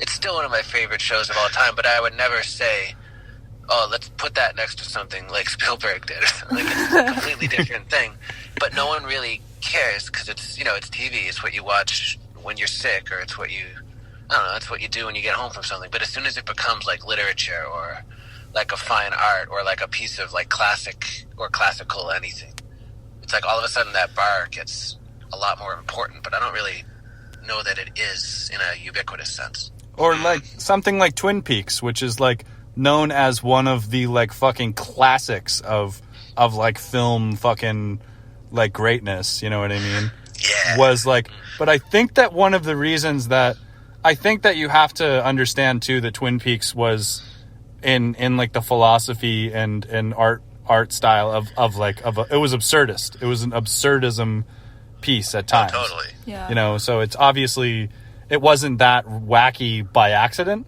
Like they didn't just fuck up and like do something terrible. You know, it's not necessarily like I wouldn't call Twin Peaks camp, I guess is what I'm saying. I've described it as campy, but what's interesting is that like it doesn't necessarily stem from a camp. You know, you're right. I don't know. It's also interesting, like, in terms of canon, I think that it is a different kind of thing. Like, I wouldn't put any of those things up there as fine arts, but it is interesting to think about iconic pop culture things as art that defined a time period. Like, Yeah. I don't know, I think there are examples, like, people talk about things like Mean Girls or fucking Clueless or movies like that definitely aren't like top tier cinematic experiences, but they formed a generation in a lot of ways. Yeah, Clueless is fucking really funny. All right, Clueless maybe is a little bit, I don't know. But you know what I mean, though? Like, some of those, like, bubblegum pop kind of experiences really did have a big cultural impact. Like, I mean, to touch again on Breakfast Club or 16 Candles or shit like that, definitely wasn't, like, incredible at the time, but was definitive of that time period and the pop culture of that time period. Give it another 100 years and maybe we'll see what we think of it. Dude, yeah, it's like... I kind of look at the classic shit as, like, it's just another genre in that sense, you know? It's like whatever people deem to be culturally relevant at the end of that culture's heyday. It's like, you know, that's just kind of where the dust settled, or the same way as, like, when something gets initiated into that sort of pantheon of, like, the classics, that's just another genre. So in a way, like, that type of gatekeeping and stuff is okay. It's like one of those, you know the gates when you drive by a farm? Yeah. Gate on a driveway, but it's just field all around the gate. Huh. That's kind of how I look at those gates. It's like, you build as many gates as you want. There's still 100 miles of cornfield on either side of that gate. Do something else. Like, it's that kind of thing, you know? So it's like, I feel like some of these things, they get sort of countered out by what happened on average during that era, or what the people really wanted, because you're always gonna, even if something's a classic, there's always still gonna be that book or that movie or that album that isn't a classic that just flips that switch for you, and it means just as much as the classic did to whatever group initiated it. Yeah, it's like Soulja Boy and Guernica by Picasso. Like, those two things are two separate pieces of art that had a massive impact and change on the art world they existed in. I don't think anyone's ever said that. But Guernica is not a masterful... It's a fucking amazing painting, but it isn't a masterful representation of painting technique, even though it's amazing. And Soulja Boy, Tell 'Em, also isn't.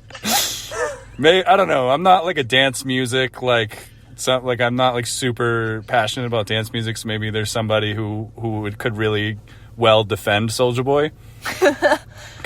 But I don't know. Both of those things are definitively classics. Or another great example, I'm sure everybody's heard in high school, like Shakespeare at the time was considered absolutely lewd. Oh yeah, wow. And look at that now, you know. Interesting. I think a lot of these things also, not Shakespeare, I guess, but a lot of these narratives or ideas of what we consider to be highbrow art or lowbrow art has a lot to do with the money and social standing of the person who made it and the people that are willing to consume it. It has a lot to do with connections, race, gender, income, that kind of thing. Or the people who have a stake in promoting it. Or what it's about, target audience. Like...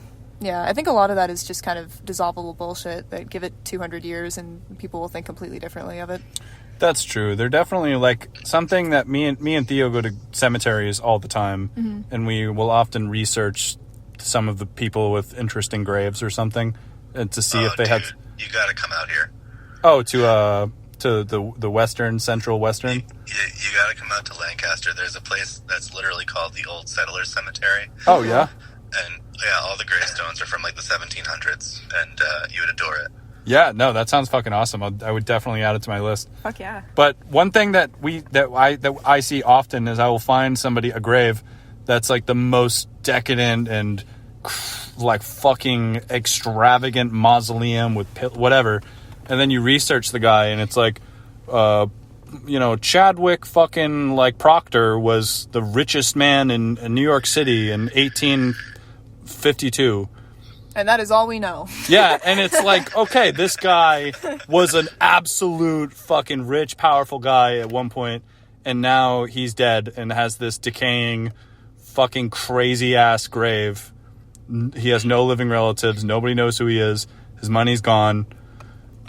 He's lost to time. Yeah. Just like everybody else in the cemetery. You know? And I think that is probably true with a lot of media, too, because, like, I don't know. It's kind of like, have you ever been to the free bin of a record store and there's like a fucking 8 billion like solo folk albums from the 60s? Oh yeah. You know, I don't fucking know. I don't remember why I started this one, where I went. But I guess too that there are probably a lot of really culturally impactful things that of right now that may even fucking just be gone permanently, just fucking not even be like, you know, there'd just be dusty free records of the future. Or to add on to that cemetery analogy, how many of those huge monuments to this one guy who owned whatever fucking factory it's out of business now like has sold like Q-tips. Yeah, has like another little headstone next to it that's like wife. Wife. Baby. It was like, fuck them, right? Yeah. I see that so very often. Yeah, and if you think about that from an artistic lens, like, I don't know, maybe that person wasn't necessarily an artist, but that was a whole ass person that probably also lived on that wealth and lived on that property and had something to do with that factory and lived for 50 years, but wife. Right. We watched a really interesting documentary one time. I forget the title of it, but it's really interesting if you guys are looking for a good one. It's a documentary about the women in Pablo Picasso's life. And all of the people, all of the women that he dated and was with for a long time, or, you know, spent a lot of time with, or whatever.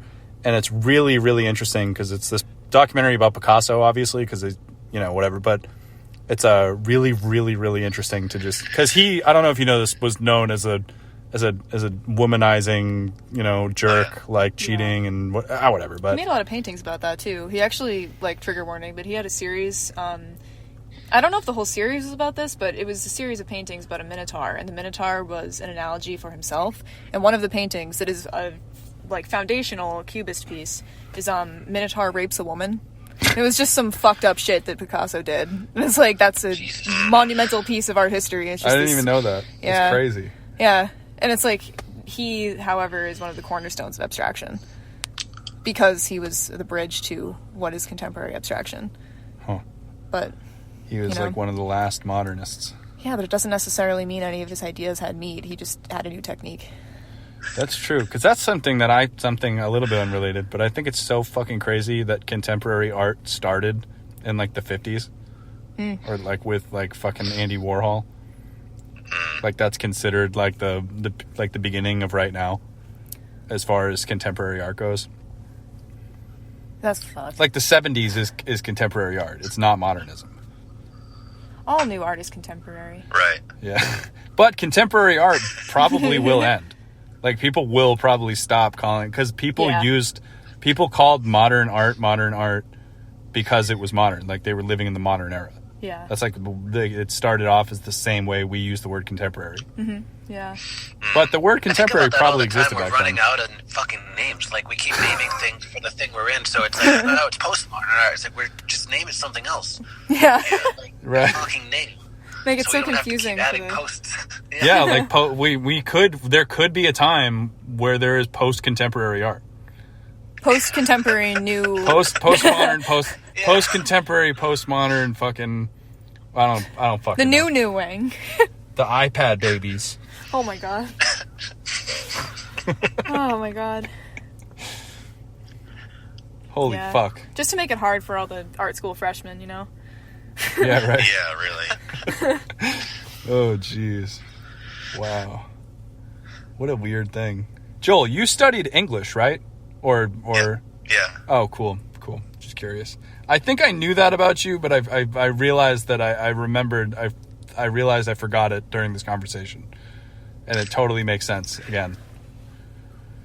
Yeah, it's on brand for me. Yes. Yeah, it's kind of interesting too, because like it feels like the studying English. I've always felt a kind of like kinship with English majors or people who studied literature in some way as with people who studied art or art history, because it's like you're learning a creative or whatever craft and a lineage and history of that craft without being able to just join the workforce of English writers or something.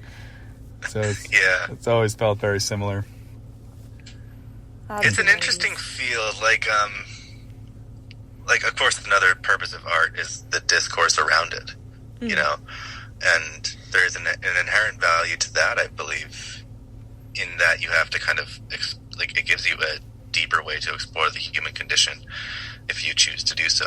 And you know, one of lessons that I had to learn, because I dropped out of college for a while. And when I went back, I had to be sure that it was like a conversation that I could have, you know. And prior to that, I had felt such a clash between art and academia. And I always felt like I was above what I was studying, in that I was creating, I was making art very actively, and felt like studying and academia was just getting in the way of that. And I was on a certain path, and I didn't want it impeded by, you know, these strictures that were imposed upon me, you know, by being in school. So I decided to just not be in school for a while. And when I went back, I made sure that I was like, all right, I'm ready to have this conversation. I'm ready to like contribute to art and academia at the same time by writing about it and by conversing about it in class and by like leading discussions that I thought were worth having about what does this piece of art say about our understanding of humanity, you know, in a very vague way, at least. But like, that's a great place to start, you know, be interested in having the discussion. And I think that that's just as valuable as making art. I think that that's just as valuable as creating anything, is like the inspiring a discussion to go along with it, you know, about what did that mean to you. And that's one of the things that I think goes hand in hand with art being a survival imperative, a survival tool, and that it definitely goes hand in hand with it being an empathy tool. Is that you then have to talk about how it affected you, or what it made you realize about, you know, any real life experience that you've had. You know, did it give you a feeling similar to that experience? Did it help you to recontextualize any experience, or recontextualize what you knew about history or culture or any of that stuff? So I had to realize that there's just as much value in that form of studying. Because I'll say that prior to that, I think I looked specifically for the pieces of literature that would inspire me to write better literature, you know? Yeah. Or like the pieces of art that would give me an impetus to create art that was, let's be honest, derivative of that, or like to give me the opportunity to see a lineage that I could potentially descend from. And separating that from just the inherent value of the discourse that surrounds those pieces of art, that surrounds, you know, that literature or that music or those paintings or whatever it may be, that's a completely different thing. And that, I think, is how you gain most of the enrichment that art is going to give you, is like trying to apply it to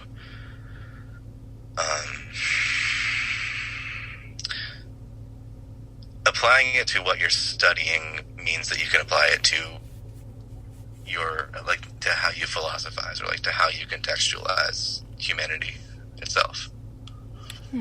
Yeah, and that's like a really interesting thing, because part of learning about philosophy or a concept is being able to discuss it. And like, it's almost like a lot of, you know, it's almost like making a piece of art derivative of something you just studied is also another method of understanding that piece of art. Sure. And adding to, or even adding to that conversation, you know, because like, that's something that I try to, like, I also listen to infinite podcasts, like, to the point where I might even, like, sometimes I wonder how much I'm even getting out of some of them, because I'm like on like repeat, I mean, on like, you know, marathons. But sometimes when I listen to something that is particularly impactful, I will intentionally not listen to another thing for a little bit, so I can actually breathe with this thing and understand it, or talk about it, or journal about it, or I don't know, maybe make a drawing about it, you know, or discuss it on here, or fucking on a podcast or something, or with Theo, you know. And we, I don't know, that definitely, I've never really thought of it in that much of a direct way, is that it is actually a necessary part of deepening my understanding of whatever it is I just learned about or consumed, even if it is something that isn't meant to be that serious, or if it's kind of silly, or if it's whatever. Like, I think, yeah, you can get that kind of experience, big or small, out of virtually anything. I think that's interesting too, calling back to the conversation we had about an hour ago about conversation as medium and the value of maybe running a podcast versus, I don't know, I guess input versus output, like really processing the things that you're thinking about and the things that are on your mind and talking about them to other people who may have different insights or different experiences or absorbed it in a different way, versus just putting your own content out there over and over and over again and putting your own stake on the subject. You know what I mean? Like, yeah, it's almost like Twitter, where you're not even fucking engaging in any meaningful discourse. You're just firing off hot takes. Yeah. Or something. Huh. But if you're It's actually like- in like conversation with someone, an there's a art push version. and pull. Yeah. Yeah. Interesting, because I could, fool myself and think that I'm on some type of podium, like, sharing my, like, worldly views about art, but, like, I'm actually just learning and siphoning off you guys' worldly views about art. Yeah, like odds are I might repeat something one of you guys said to somebody else that doesn't know you at some point. Yeah. Like I'm learning right now and absorbing all of this, I do that all the time. Yeah. Because of podcasts. Yeah. And that's what you hope for, though. That's the benefit of, like, because I relate to that about leaving school and feeling like it was getting in the way of your work. And I'm planning on going back because I feel like I miss those kinds of discussions. I remember that hubris of being in a high school or college and feeling like these are just me and my friends talking about this shit. Like, I can do this in my house. Like, fuck this. Oh, but yeah, right. the purpose of a class and the reason the professor would facilitate class discussion is to get these conversations going and to be a facilitator for those discussions and to kind of guide you in a direction where you're really engaging with the work. And I think maybe podcasting is similar. Yeah, and that's a really interesting thing, because that education, that classroom has a lot more to do with the learning than a lot of people would think. Like, it's kind of like how it's really difficult to make art in a not art space. Like, you can't just, or like, or making music in a place where just you're really not meant to be playing music. Like, where it's like it doesn't matter, but it can be awkward and stifling, and that classroom is kind of like a kind of like almost the way we construct churches, where it's like we could worship anywhere, but this church is this place where we have decided to put our phones away and dress in a formal and intentional way and worship here, which is something humans have been doing for fucking forever. Yeah. And learning, I think, really benefits from that same type of reverence and respect. Even though I fucking didn't even graduate with any kind of degree, and I hated school while I was there. But yeah, school's not the only way. There definitely is. Yeah, I think you're right, though, that I felt a similar way. Like, I could fucking learn this on YouTube or something, like shit like that. But there definitely was a lot of, I'm struggling to find the word, or kind of magic and reverence that I didn't have, that I should have had, that I did not respect at the time I was there, that I think I do now, because especially these days, with everything, this type of shit, like, you have to really try to have a conversation like this now. Yeah. Versus I've had millions of conversations like this that I did not appreciate. Yeah. I I enjoyed think there's them. something to be said too, that when you derail that train yourself, like when you start to want it again, or when you start to want it at all, because you spend your whole life in school to some extent, like from the time you're conscious to like that time you're like, what the hell is this? So you really don't know much else until you sort of take a step back and do something else. I think there's immense value. Like, I might be biased, dude. I did the same exact thing. Yeah. I'm back now, but it is such a different feeling now. Like, I was literally just like, I was that guy just dropping out of school back in the day for the exact same reasons, like just fucking off and just super kind of arrogant about it because I felt like my work mattered or my whatever mattered. And now looking back, it was just the first time I was aware that I had any of those faculties that I had seen my idols have, and not to the same degree, but like you realize, like, hey, this guy wrote, I can write, and then it's like, well, why the hell am I not allowed to write? And then I think you're like allowed and should be encouraged to play around with that fire a little bit, because when you come back to the table, you're gonna actually say something. And every time I like regret, like I was on a very different path for a little while when I was younger, and I think about it now and I'm like, oh my God, I fucked up. Like, holy shit. What the hell is wrong? Like, my life would have been A-okay if I had not done these things, you know, if I hadn't jumped off and dropped out and all that.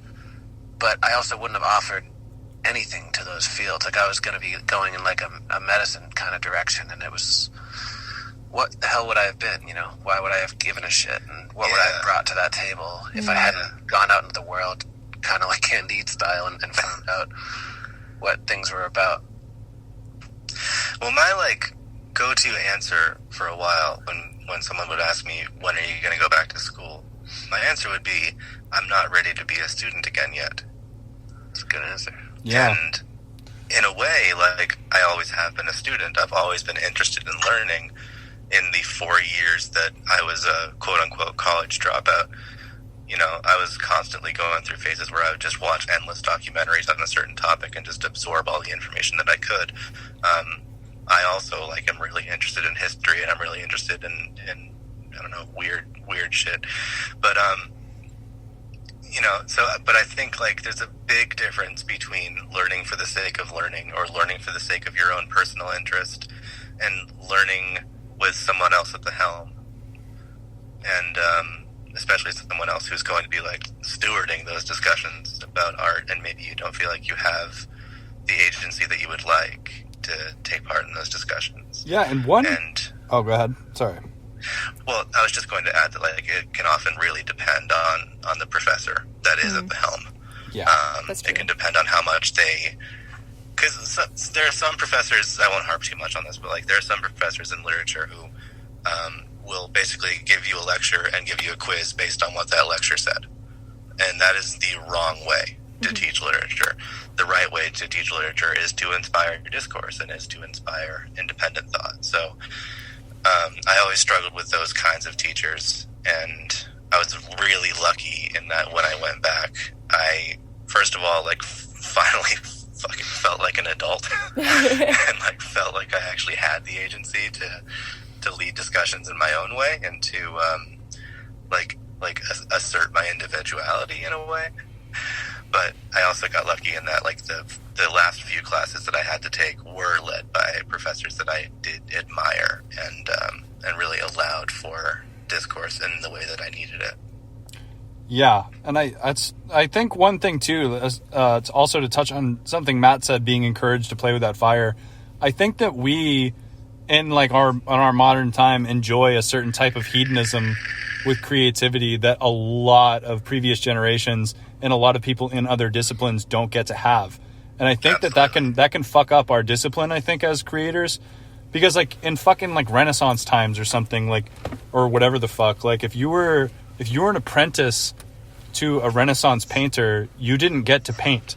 Like, you were priming canvases, you were washing brushes, you did not speak unless fucking you were asked to. Like, you were like a little servant that just aided this painter until you were ready to learn how to prime a canvas, or to assemble a canvas, or to, like, mix paints, or to create paints. Like, there was so much you had to learn. And at that point, when you started painting, you weren't creating. You were doing copies of your master's works. You know what I mean? Like, you were a fucking employee, essentially. You were not a creator until you went through a rigid set of you know, experiences that would then grant you this opportunity to do that. It's even like, if any of us, I don't know if any of you guys, I'm not like a boxer or something, but if we decided to all join a fucking boxing gym, whoever was in charge of us wouldn't just let us box each other at all, because we didn't have the discipline or the experience or any of the knowledge that would ensure that we're not just going to try to clobber each other and hurt each other or hurt ourselves. We would have to go through a rigorous amount of training in order to be trusted to do that. But that's not how it is with fucking art. Yeah. But how much creativity. of it do you think was the scarcity of materials back then? That probably had a big part of it, especially in very older times, because paints were made with, like, rare mined materials, you know, and there was no fucking glue and shit. Like, they were using, like, lambskin fucking, like I don't know. That's a really good point that would be important to consider, that you wouldn't be wasting shit, you know. Well, because I was thinking about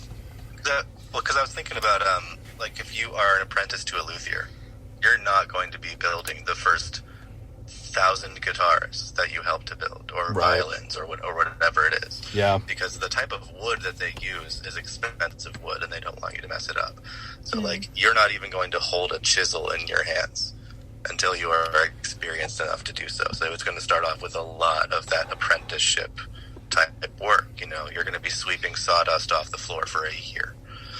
And there's nothing really wrong with that, I don't think, because, like, it's really valuable in that, like, sort of Karate Kid way to just, like, observe and, like, to gain wisdom in an apprenticeship when you're doing that. Like, I remember when, this is a different example, kind of, like, it's sort of where the two meet, like how, you know, nowadays in the art world, everything is hands-on right from the beginning, which is a great way to learn. But when I started writing for a newspaper in my early 20s, I didn't know what I was doing. I didn't write on the newspaper staff at my college or anything. I literally wrote a letter to the editor saying, you know how there used to be serialized novels in newspapers? We should do that. And then the editor called me and was like, we're not going to do that, but we do need a freelancer if you want to hop on. So I was like, okay, fine. And I spent every Friday afternoon in his office listening to him give me notes on my writing, because I was a fiction writer at the time, and that was completely new to news reporting. But I spent every Friday in his office debriefing after that week's bunch of stories, and he would give me notes on my writing, and he would tell me how to do it better, and I would just sit and listen, and I became a much better news reporter just under his tutelage. And he also was not a trained journalist. Like, he was a history major and had been a teacher for a little while, and then took a job as a newspaper editor. I don't know how he got it, but I think there's, like, an immense value in just, like, having a master to listen to. But that said, yeah, you have to, I guess that's the whole point, though, is, like, if you start hands-on with no training, you can get really good just on your own at anything that you want. Self-taught musicians can work that way, etc. But I think that at a certain point, if you want to become better, studying under somebody is never a bad idea. Yeah. I think it's interesting, too, talking about how some disciplines just put you on a fast track of learning an existing canon or existing, like, if you were studying medicine, you would study biology first, and there's no subjective way to understand that. Like, there. Yeah, like, you have to know what you have to know in order to do what you need to do. I think art, especially contemporary art, like, talking about working under a master in, like, the 1500s, there was a canon, there was an expected end product of something that would be worthy of commissioning a commission from the Pope, or a depiction of Jesus. There's very delineated lines of what you need to do. Yeah, there was some shit. Yeah, you're right. Yeah, and nowadays, something that's kind of amazing is that the art world has expanded in the way where we really value individual voices and individual forms of expression. But I know in my experience, I had some professors that were good professors, like what you were saying about a literature professor that would really kind of teach you to play with that fire, kind of teach you to lean into your own creative output. That sometimes, if you're 18, 19, 20, can be, okay, well, fuck you, I can do this then. Like, yeah, I already have that. Like, bye. Why do we even go to college at this age? It's a fucking, because the only way to fucking, I think one of the key ingredients to fucking completing any program of any kind is fucking discipline. Yeah. And I don't think I developed any kind of meaningful discipline, and maybe I did in the last couple years, but I should, Yeah. I'm 25 right now, but, like, I did not, like, when I was 17, I could barely paint a fucking anything, a still life. Yeah. And I was a fucking idiot. Yeah, and that's the thing. It was fucking stupid. Like, I think it's such a trope when people say, it is a trope because it's true, and I've experienced this too, of, like, when I was in college, the professors I hated and I thought were wasting my time were the ones that really respected me and that I learned the most from. It's like, a professor that is teaching you something that is technically a subjective field is going to treat you as an equal.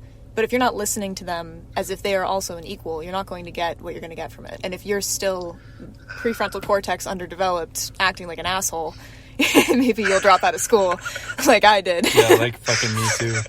Yeah. Yeah, dude, because, like, It's that hubris. Yeah. And that like individuality that can be kind of accidentally kind of shooting yourself in the foot a little bit. I think a good professor will encourage that, though. Like, there must be something really exciting about having a student that walks in like they own the fucking art world at 19. You know, maybe you're right, actually. Like, that must be so cool until they don't do their homework and they just drop out. But they'll come back. If they're really in it, they'll come back. Well, they'll find another way. Because I did have some professors that literally were like, you are... It didn't like make me drop out, but they were like, you're not doing what you think you're doing. Yeah. Like, you are not like rocking the minds of like this like critique class, like this crit.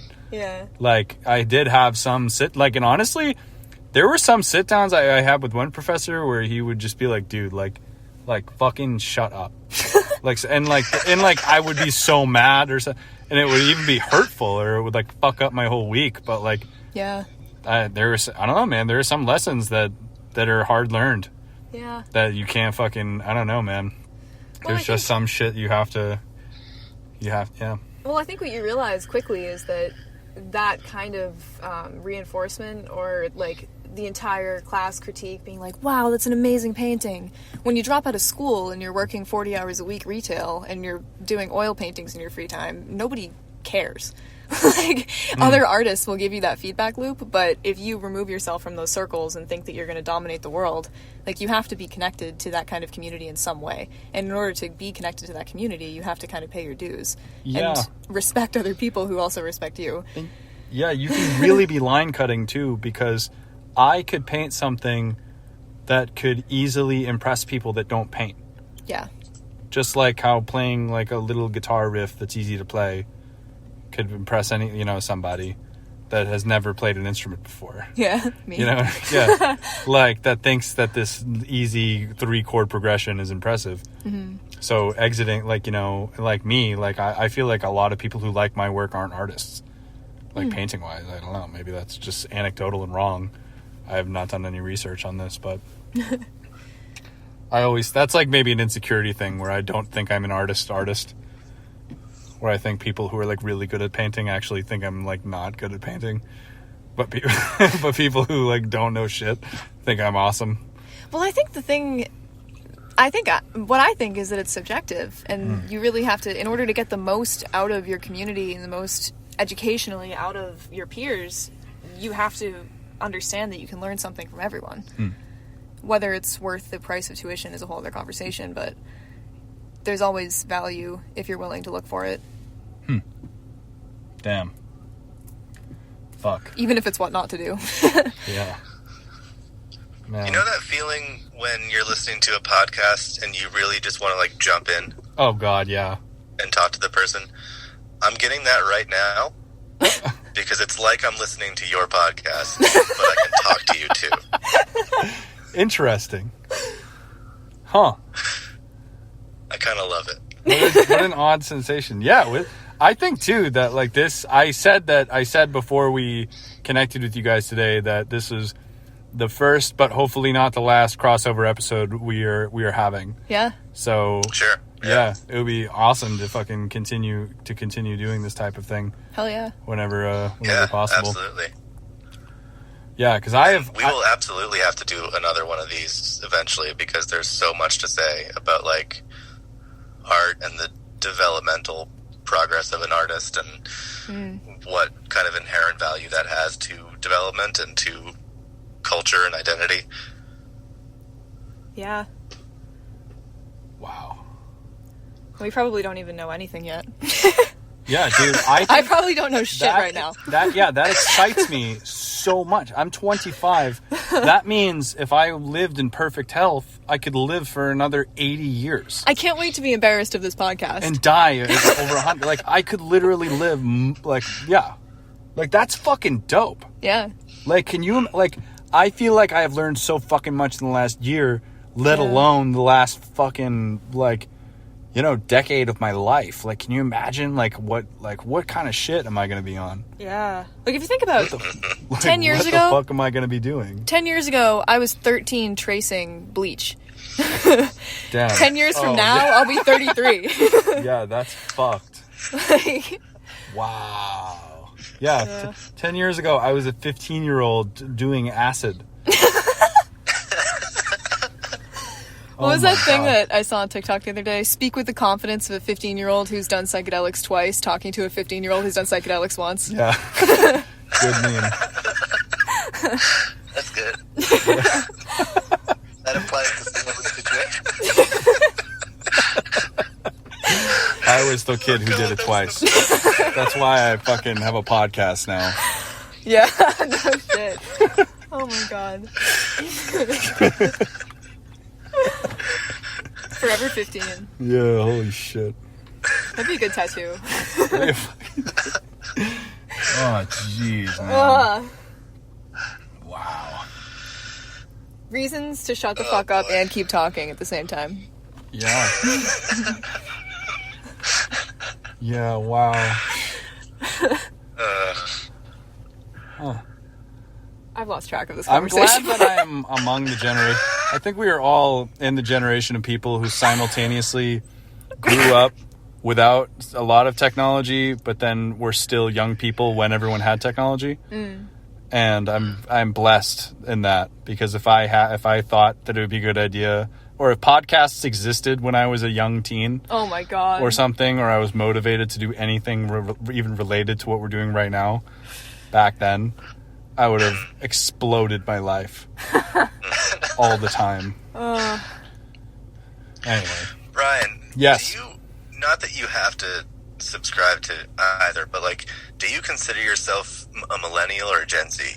Dude, every single article you will see that is a millennial, like it says Gen Z starts in 1995 or millennial starts in 1995. Like every article says that I'm both. Yeah. They all say that I'm both. I am born in 1995. So there's nothing that says I'm definitively either one. So I just try not to think about it. I've heard people say zillennial, which I think is kind of funny. I like that. Okay. I don't know, man. I was a baby when 9/11 happened. Yeah. I have a vivid memory of playing with literal blocks during 9/11. Like as it happened. And I didn't have a phone until I was like a teenager. Remember having to wait to have a cell phone? Remember getting a fight with your mom about being 13 for a flip phone? Yeah, but I was also uploading obscene, insane videos to YouTube as a child. Yeah. I had seen someone get murdered online before I sent my first text. Yeah, literally me too. Yeah. I mean, same. Yeah. Oh, fuck. Yeah, so I don't know what the fuck that means about what generation I belong to. See, I feel weird about calling myself Gen Z though, because I was born in 97, but I have a younger brother who's 18 or just turned 18, and we're on totally different planets. Like I don't even, and I have a 20-year-old brother that I feel like I'm on a different planet than a lot of the time too. Seriously, I feel that way about my younger brother, and he's 23. I'm 23. Also, yeah, right. But Joel, you'll understand this reference, but I always think it's interesting. I watched a YouTube video about Mad Men that was about the difference between Don Draper and Pete Campbell, and they noted that Pete Campbell and Don Draper are part of the same generation, but at opposite ends of it. And And sometimes this is like too niche, but sometimes I feel that I am like a Pete Campbell millennial. Okay, yeah. Where I am. Yep. This is too, I don't know, man. You have to have like watched the entire like 8 seasons of Mad Men to know what I'm saying. Yeah, I don't know. But it doesn't matter. Well, to get the context of the statement, I suppose, but like Don Draper's 35 and Pete Campbell's 25. Like that's yeah. Okay. Right. But okay. Yeah. Okay, that would have been easier. But yeah, that's just kind of a weird. Like, I've heard people describe us as digital natives. You know, like a lot of what I used to consider. Like, I literally heard this like this week, but a lot of what I used to consider Gen Z, like just hardcore Gen Z, is actually what I've seen in a couple of like studies now called digital natives, and that's where I find myself drawing that line. Like people that have experienced dial-up in a practical sense, and people who haven't. You know? Yeah. True. Like having to tell my parents like don't have any phone calls for the next 4 or so hours because I got to do a project on the computer, and then people who have no fucking idea what hell that was for like 10 years. Yeah. I often use this example when like the whole digital native stuff comes up. Like my senior year in high school, we were using floppy disks, and I had never seen a flash drive. Yeah. And then I took a year off, and suddenly there were no floppy disks in existence. I was like, what the fuck happened? That's fucked. And that is the example I use to talk about how old I am. Wow. I Yeah, don't it was think weird. I have ever needed in my entire life to access a floppy disk. Nor Yeah. should you have. Like, I don't think I even... I don't know. Never mind. But yeah, that's pretty interesting. I remember when my This is great. college Sound stopped like a accepting spy. printed assignments. Like, assignments on paper. That pissed me off so much, because, like, you can see when you submitted it now. Oh. Versus coming to class and being like, oh, sorry, I ran out of ink, haha. I had this typed yesterday. I swear to God. The printer's on the fruits. Yeah. I'd get it to you if I could. I can handwrite it if you want, but... Damn. And then you go finish your essay during class. Fuck. Yeah. Wow. Damn. I like to call that Gen Z millennial cusp. Oh, yeah. To bring it around to astrology. I'm a cusp baby. Yeah. Damn. Wait, is cusp an astrology term? Well, it's for people who fall on the line of two zodiac signs. Okay. Yeah, so you would be. It's a debated thing now. Yeah, like I would be considered a cusp person because I am a Sagittarius that's close to the marker of Scorpio. Really? Yeah. Interesting. Well, by a couple days, it's not flush, not exactly, but That tracks. yeah, okay, but fucking whatever. But I once stated what the details of my birth chart was on this podcast for anybody to do that to me. Oh, yeah. I don't think enough people listen for that to happen, but I keep forgetting. I forget. that's okay. Born at 10:30 Exactly AM or 10:30? PM? p.m. But I'm suspicious that somebody responsible for writing that down just estimated it by like glancing at a clock, because it just seems unlikely that it would be on that perfect, like just 10:30. I was out of the womb. Yeah, it's very punctual. Like, it just seems unlikely that it was. Like, I feel like it would be more believable if it was like 10:32. Right. Yeah. But so I don't know. Maybe somebody just looked at the clock and was like 10:30. Yeah. I don't know. It does matter. Your rising, I think, changes by 2 minutes. Fuck. Yeah. Damn. Anyway, I don't know. Wow. What is our time right now? I have 2 hours and 14 minutes on my clock. Holy shit. Yep. That's Yeah, fucked. Sam. Yep. We're a couple of talkers. That's awesome. Yeah, it's so funny. It's a lot easier with 4 people because sometimes we as a duo find ourselves crawling to because we shoot for a little over 60 minutes, or we like to keep it at 60 minutes minimum. Yeah. So sometimes it can be. Yeah, we usually edit down to about that. Yeah, I like that format you guys use where it's kind of incremental as far as the segments of the show go. That's the scatterbrain sessions, I think you guys call them. It's a cool idea. Well, scatterbrain sessions are just outtakes, really. Oh, okay, gotcha. Yeah. Huh. Like, if there's an interesting outtake but has nothing to do with our topic at all, then I'll just make it a bonus episode, you know? So that's cool. kind of where that came from. It's like a little mini-sode, if you will. Mini-sode. Yeah. Hell yeah. Yeah. This has been fun. This feels like a neat double date. Yeah. Yeah. That's an awesome way to think about it. I feel like Matt has been a little bit in wallflower mode tonight. Oh, Where I yeah? existed. Yeah. No amount of coffee has worked today. Oh, Yeah. really? We Yeah. had to get we were about to I'm fall sorry. asleep before we started this. So we had to really? we had to hit up Dunks. We were like, dude, we can't fucking cancel. Like, let's just go get coffee. Fuck it. Yeah. I had a red eye at the top of this just to see if that would like get it over the moon, but it didn't do shit. It's a bummer. It relaxed me for some reason. Like I'm more not more tired, but more like just relaxed or sedated or something. It's weird. Yeah. Well, we'll have to do this again sometime. This was a lot of fun. Yeah, thank you guys. Holy This has shit. been really cool. Damn, yeah. Absolutely. So, do you want to email me your audio? Yeah. And Fuck yeah. I can edit and send it to you, like the musical interludes or whatever, or just like. Honestly, yeah. If do you want to just like air the same thing? I actually don't know. I think I would be comfortable doing that. I think that'd be fine. But if you, because like if this were just me on my end posting this, I would just post this entire fucking audio thing on raw. like I wouldn't even edit it. But if you want us to include your musical additions on our platform, like just because that's part of your, what you guys do, we could totally do that too. If you have any editing plans or ideas, we'd totally do that as well.